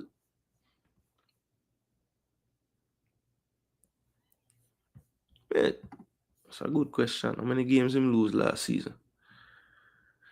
So Tottenham, Leicester just come out and blitz them second half. Richarlison score again. I think that's two games, two goals now in a row. Vardy was a brilliant cross from Pedro Porro. I have to give him credit for the cross. Then second half, right away, they win the ball in midfield. Samaria find Bobby Reed, left foot precision cross on the ground. Vardy finishes. Then the second goal, again, one in midfield by Leicester. Quickly they get the ball to Reed. Reed finds El Canus. He just drives forward. Nobody stops the ball. And then he tucks it into the corner. The diving Kinski could do nothing. So 2-1. And the fans booed like crazy at the end. Expressions live stream was very entertaining. Dropped by when they took when they were down 2-1, and he was making me laugh for about 10-15 minutes, but I couldn't stay because I could only take so much of it. But for that 10-15 minutes it was very entertaining. Big up yourself, X. Fun fact, people, Expressions is actually Ian Pepe Goodison nephew. I don't know if you guys know that, but yeah, one time I was watching him content and he said that, and I was like, damn. And I actually researched it, and it was true. And I was thinking, why would he lie about something like that? That would be so random for him to just mention that player out of all the player them. So yeah, it was true though. His family really is related to Pepe. I think that's his uncle or something like that. Cousin or something. Yeah, so Rude, do the right thing, bro. Reward Bobby Reed with some more minutes. But Spurs, look, how fair are we gonna be with Ange Postecoglou in terms of do you know some people say yes, 31% say yes and 69% say no. Yo, wanna keep voting on it, people. Cause I don't want it to be so close. But I choose someone of bad mind still.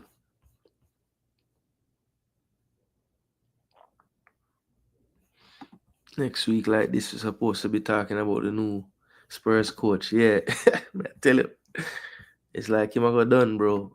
New Spurs coach. But yeah, I guess you have to give him any kind of leeway because of the injuries and stuff. I don't know. Kulusevski at this point running on fumes. You know how great he was playing earlier in the season, being able to rotate with more players available.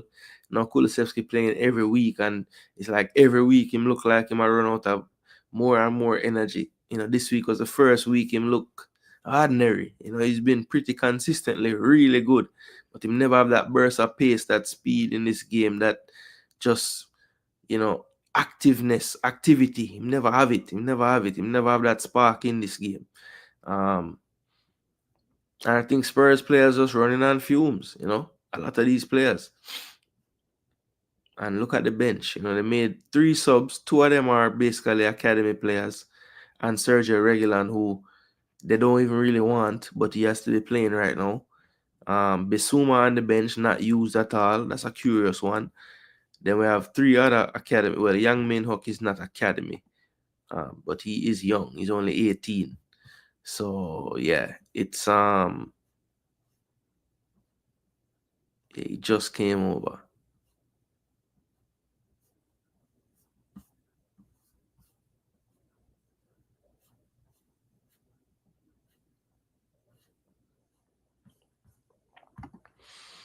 So yeah, Spurs. He'll be on firing watch. We need to see if he actually lasts until the next fixture. But actually say this time next week, we might be saying new manager bounce for Spurs.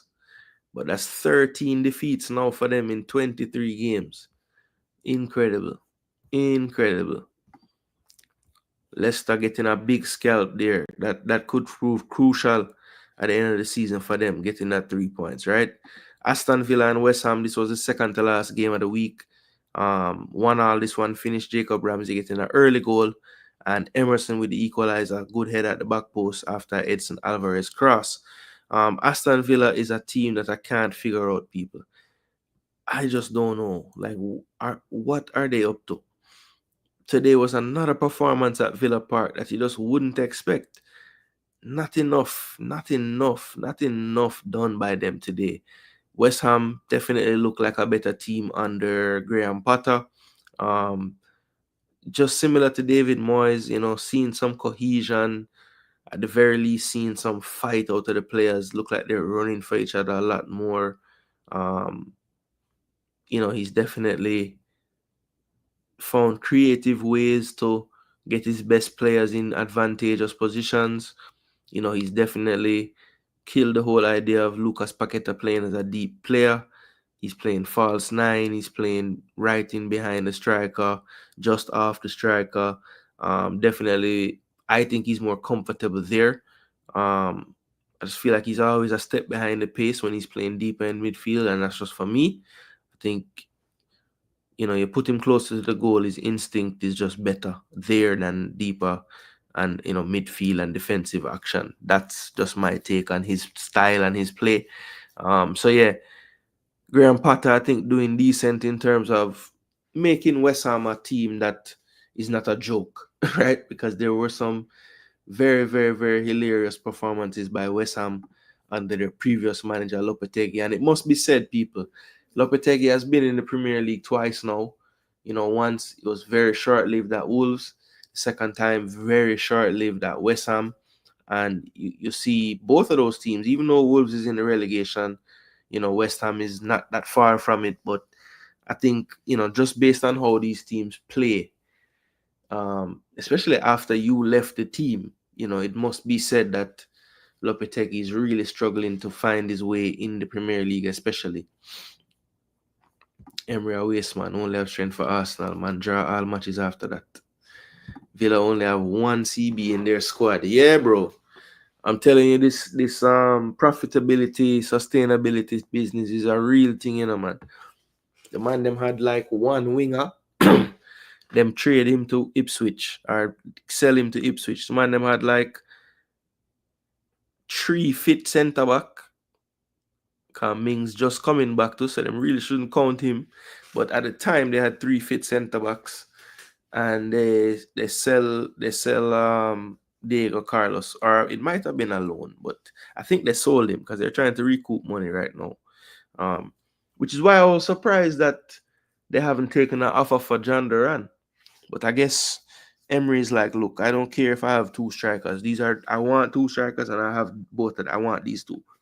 Maybe that's what happened there, but yeah, bro, this is the only thing I can put it down to is that they're worried about fair play, because they have been just pawning off players, bro, when they don't really have the squad to be doing it, you know.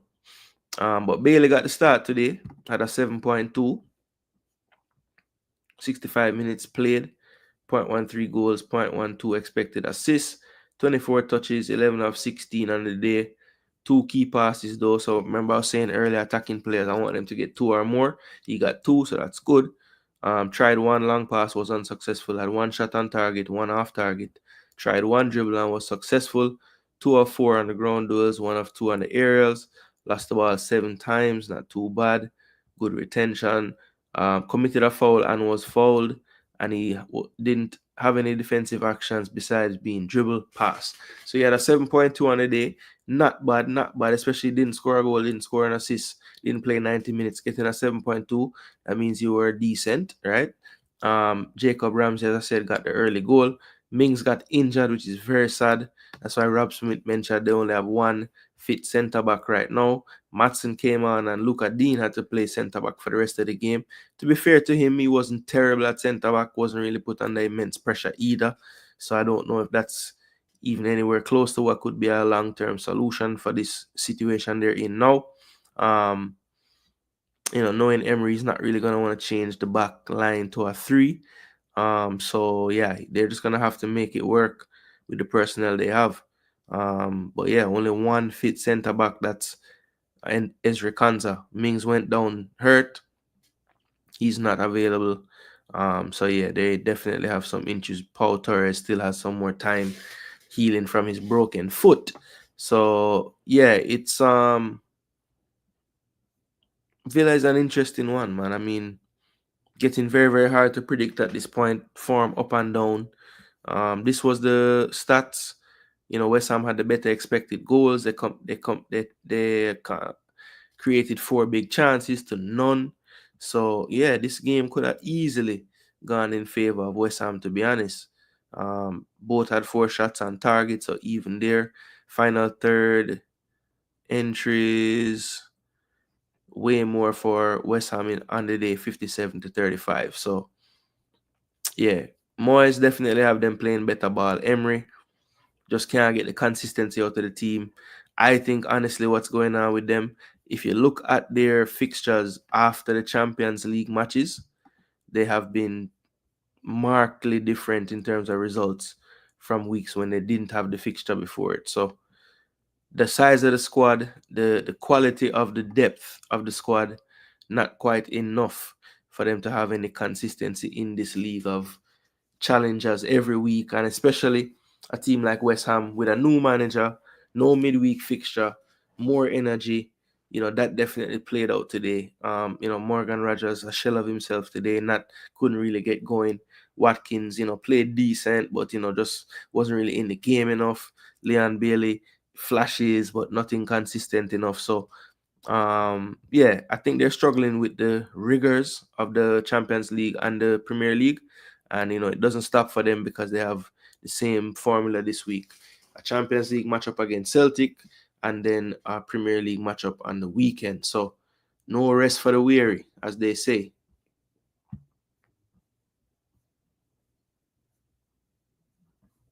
Yeah, man, I just say it. Yeah, true. More like 2.5 for real. Mings coming like stones right now. He played well. Rogers been so shit. Yeah, he's starting to give away some of those balls after making the driving runs. He was converting a lot more of those earlier in the season. But yeah, the passing been off, the weight of pass been off. Yeah, everything not clicking with him right now. Dina played CB, Matson played LB, and was horrible. That's what I said. Matson came in and played left back, and Dina moved to centre back. And I thought Dina was okay. I didn't even mention how Matson played. I just said Dina was actually okay at centre back.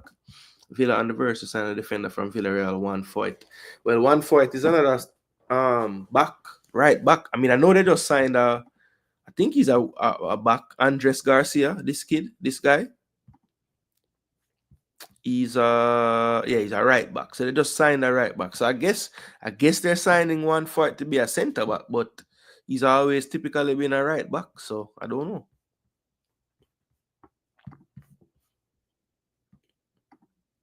Maybe them can't. Well, probably don't want Matty Cash to play centre back. I don't think. But 1-1, poor result for Aston Villa. Great result for West Ham. West Ham thought they had won it in the end too, but flagged for offside. It did not count. Last game of the week, people. There was a late game on a Sunday. Rare for the Prem. This one went 1-0 to Manchester United. And believe me, people, Man U probably didn't deserve to get 3 points, but in the end, you have to just score a goal and don't let the other team score, and you'll get the 3 points. So, this was the stats on the day. Possession even. Fulham had the edge in expected goals, 0.67 to 0.25. They had 5 more shots. Onana made 2 saves. Leno made none. 3 corners to Fulham, none to Man U. The pass is almost dead even. Then we're going to shots on target, 3-1 in favor of Fulham. Black shots, okay. 8 shots in the box for Fulham. Wow. 22 touches in the area to 10. You have final third entries. Very even though, 51 to 48. So yeah, pretty even game. Could have gone either way, honestly. But I did think that Fulham definitely created the better chances from open play. And they were the slightly better team over the duration of the 90 minutes, just in terms of how they played. But Manchester United very stingy in front of goal. I thought they made the crucial interceptions and the dangerous crosses. And, in the times when they didn't make the play defensively, Mooney's especially ending the game was guilty of a bit of I guess anxiety in front of goal. He snatched at everything that he had a chance with today. And that comes down to confidence, When you play a system where there's only one striker playing, typically the one who's coming off the bench, he's the one that's going to struggle to kind of get to that form that you would need. And I think that's what's happening with Muniz right now. Especially, he's probably down on himself. I mean, last year he broke through, one player of the month in the Premier League, scored a bag of goals towards the end of the season. Started the season as the starter, wasn't really producing. Jimenez is a proven starting goal scoring player in this league. And, since his head injury some years back, maybe hadn't hit the heights, but this year he got his chance again and, took it with both arms. Basically became the starter overall now. And I think that has kind of sucked out the confidence out of Muniz. And it showed at the end of that game. But we have to give credit today to Onana, definitely. Martinez got the goal. It was a deflected shot, which I thought Leno probably could have done better with and tip over, but he couldn't quite get enough on it and it nestled into the net. I thought Maguire was really good as well. There was a crucial play at 1-0. It was a corner kick. Pereira whipped it in. Anderson rose well, headed it far post, beat the goalkeeper, but the substitute, Toby Collier, the youngster, was on the line to head it off the line. United thought they had sealed it in injury time through Diallo, but it ended up being an offside. So this one ended 1-0, and Manchester United continued their climb up the table. Climb, I don't, what's another word for climb, but not as like strenuous as climbing. Their walk, their, I don't know what to call it. Camera so class.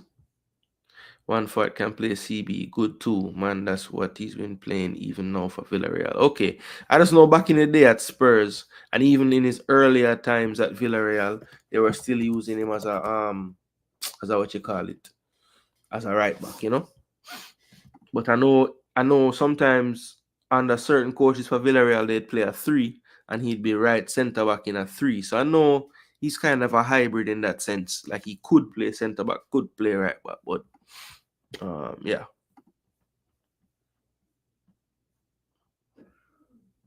When I said that game are dead. Yeah, I mean Fulham was the less dead of the two.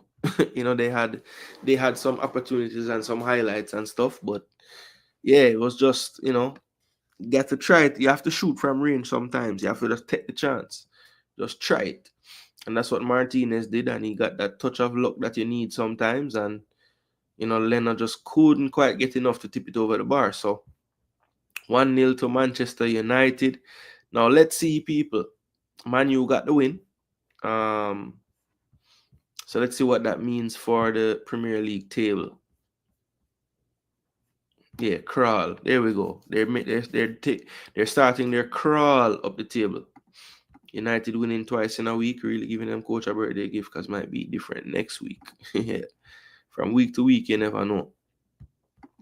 All right, so this is the Premier League table, people, as it stands after match week 23.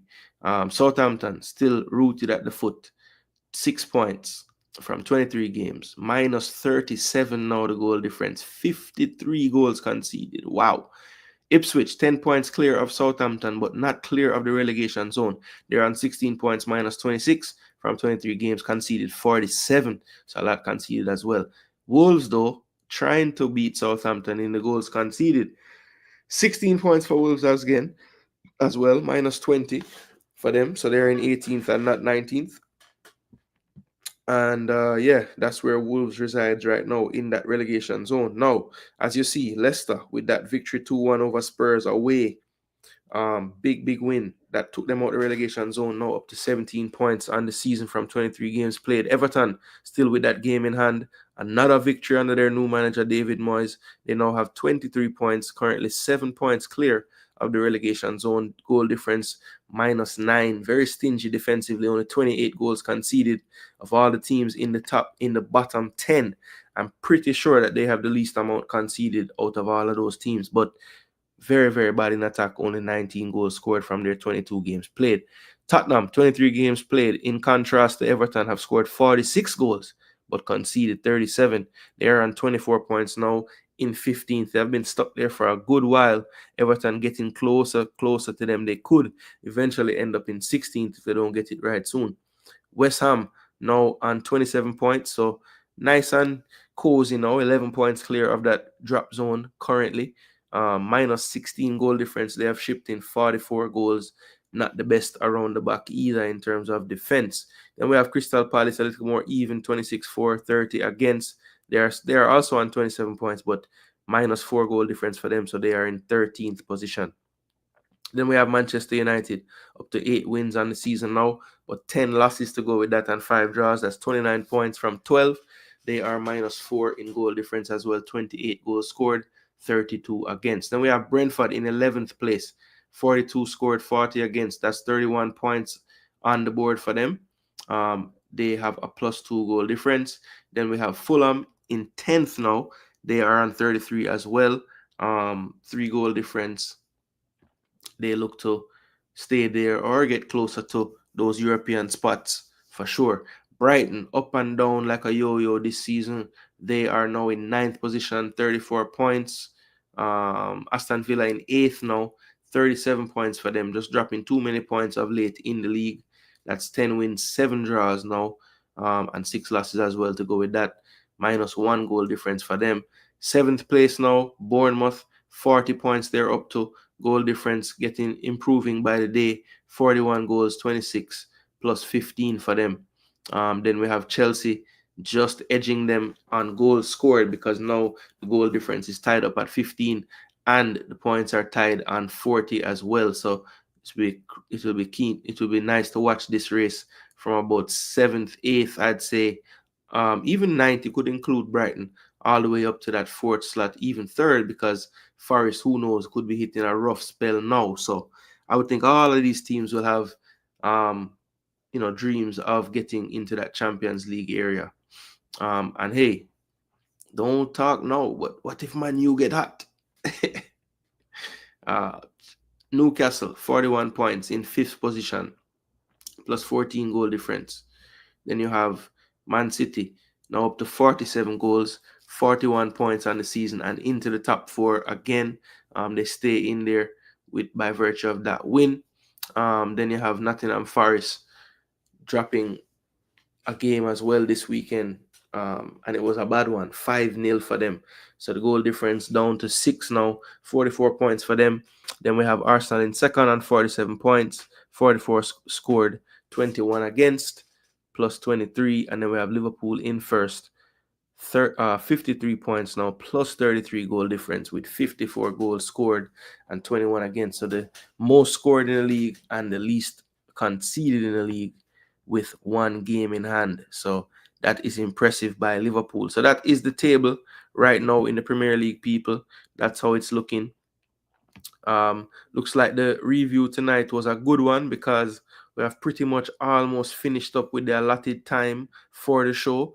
So without any more hitching, people, let's get down to the business of revealing the champ for the week and the donkey of the week. All right, people. So this is, drum roll please, the standings for the week. And I want to say a big congrats to Nicholas for coming home with the title this week. 6-4 record on his predictions, but the tiebreaker was his, because he had 3 correct scores on the week. Nicholas was able to predict correctly the 4-1 Liverpool victory, the 3-1 Manchester City Chelsea victory, and the 2-1 Brentford over Crystal Palace fixtures. Mass Sports World, very close to lifting the title this week. Only had 1 less game predicted. He also went for the 2-1 Brentford and the 1-1 Aston Villa West Ham. And then Javari gets on the podium this week, 6-4 as well. But Javari could not correctly predict any of the score lines of the games that he did predict correctly. All right. Then we have Duke in 4th, 5-5 with a game predicted. Coach in 5th, 5-5 as well. A bunch now with the 4-6 and 1 game predicted. Hot Chili, Pristine, Game Birds, Red Skull, DOC Sports. If you played and you don't see your name on this list or on the donkey of the week, then just know that you weren't as good as those on the screen.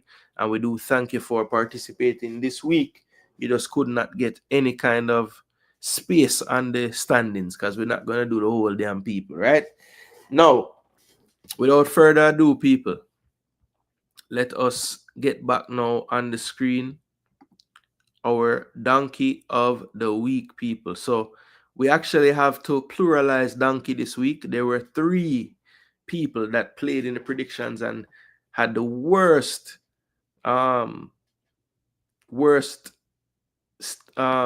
win-loss ratio, right? And I don't know how this is possible, people, but the person who is the purported expert and the one hosting the show is actually one of the donkeys this week, people. So yes, I am not immune to having a bad week of selections for the games. Myself, Biggs G, and Float Management, 3 of the foundation members of this program, all ended up donkey of the week this week. So we are not above the ridicule, people. Yes, we know that we are the pundit and we are the person talking the most in this program, but that doesn't mean that we can't mess up some picks here and there. So listen, take a screenshot, clip it, because it doesn't happen very often, people. But donkeys of the week, this week, Biggs G, big up yourself, Float Management, and yours truly, Jason Gooner TV, donkey of the week. Hee-haw. So yes, people, getting the laughs in, getting the comments in. I deserve some banter now. But yes, it was a bad week in the predictions, man. I'm telling you. Some things happened that just weren't supposed to happen, man. Just weren't supposed to happen the way they were. Everton is never supposed to win that game. But that wasn't what did it for me.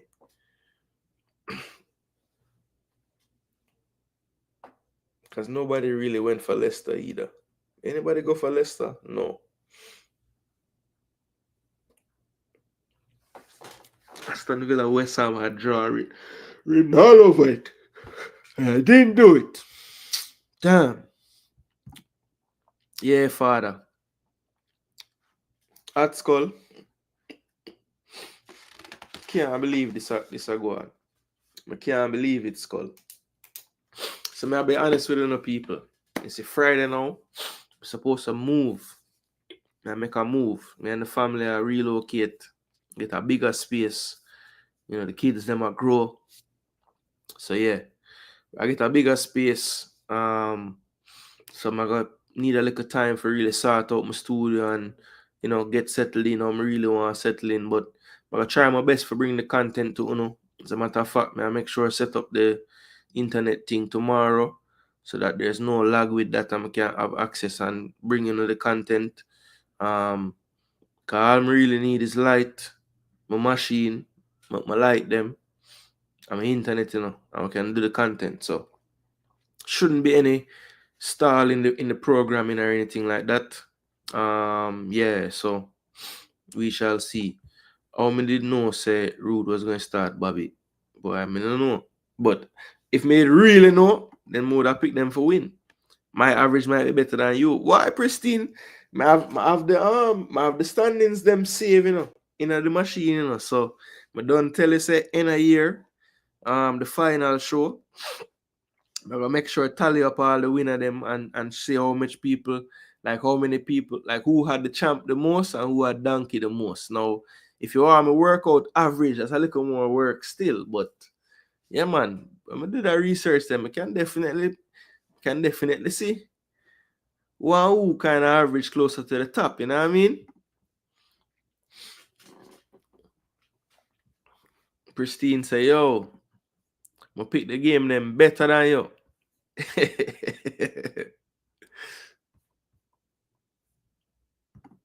All right, so let me show you guys real quick before I go. I'll show you how the fantasy go on this week. And again, people really do appreciate all the support. Just make sure to smash that like button, share and subscribe. Zine? Yeah, man. And if you haven't before, I just want to thank all the members of the channel. The membership is growing nicely. Big up to all the people that keep on supporting by staying a member as well. Cause you can always not just cancel it and don't do it anymore. But as I say, it's just a way to show your support. $1.99 a month, not going to kill you, but at the same time, just a way to know, say, all right, you like the content, you're here, supporting, making sure we can upgrade the things as we go along. Yeah, man. And always can drop your comments and your respects in the form of a super chat that also helps as well.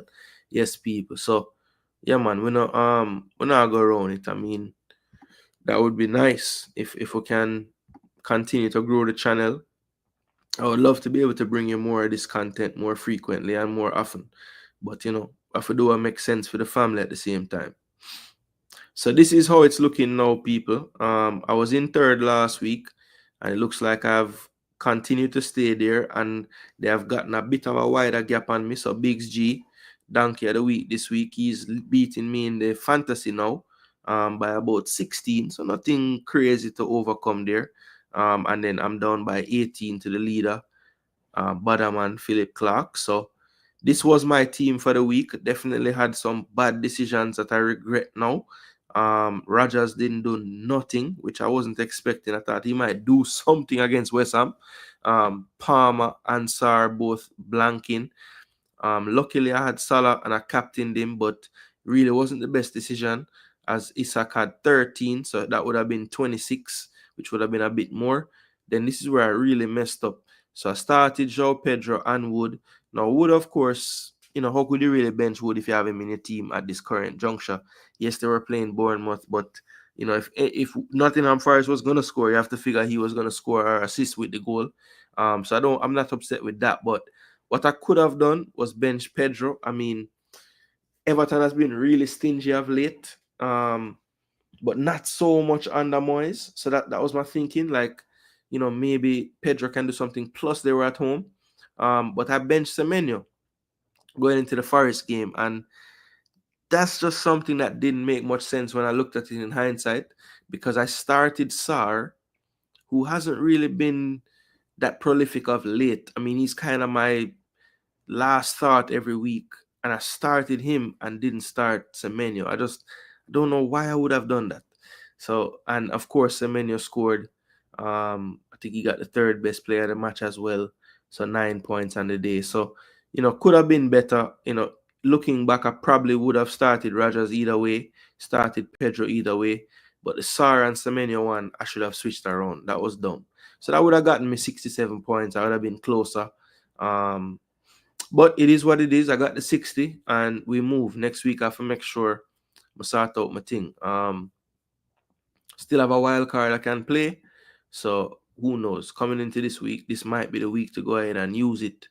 They have the assistant manager chip as well. So if we do some research and see, like, how should I really use that?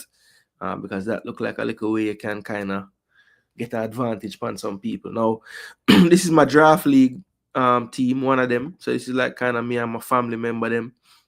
72 points this week. So, it's sad when your draft team can get more than your fantasy team will have the bonus for the points, captain and all them something. But yeah, this team went off this week, people. 9 for Raya. I have Hoyson on this one, 6. Konate got 5 because he got an assist, I think. Livermento blank, but 2 points, never got a yellow. Then I picked up Dango in the week transfer because I just figured, Bournemouth don't have no striker. So that's just good value to have a midfielder as a striker, getting a lot of chances. They get 5 for that goals. So, wow, what a week to pick him up, really. I wish I had him in the fantasy league, the other one, because 21 would have put me over the top.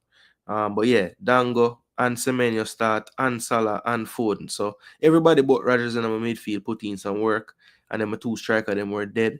Havertz had so many chances to not be dead, but Havertz, boy, I tell you. And then Collins on my bench, so it could have been better. Collins did keep the clean. Well, how did he?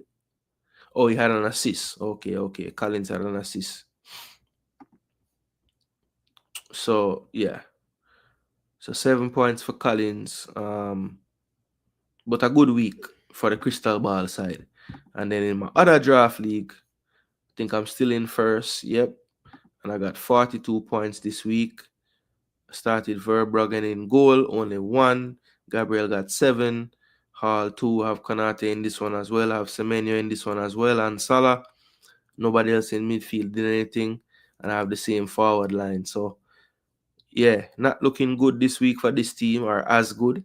But I have a nice little lead in both of these leagues. But I might have to look into making a few adjustments. A couple of these players, it's been too many weeks in a row now. We're not getting anything. So, might have to look elsewhere in this upcoming transfer week. All right. So, people, we have come to the end of the program. I thoroughly enjoyed going through the fixtures this week. It's a lot easier to go through them when your side get 3 points.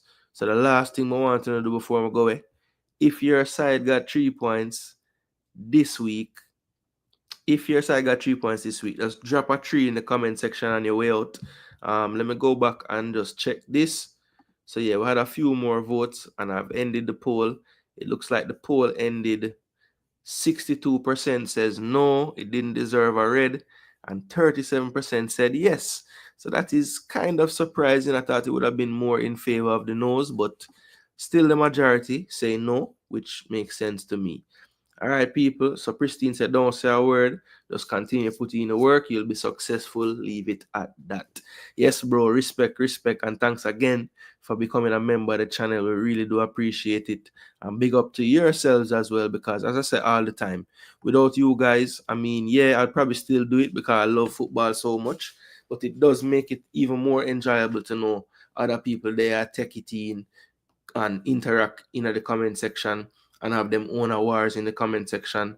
Yeah, man, that is how we wanted the fan channel to grow, in terms of just having that community where, you know, say, yeah, this is a safe space where you can banter about ball.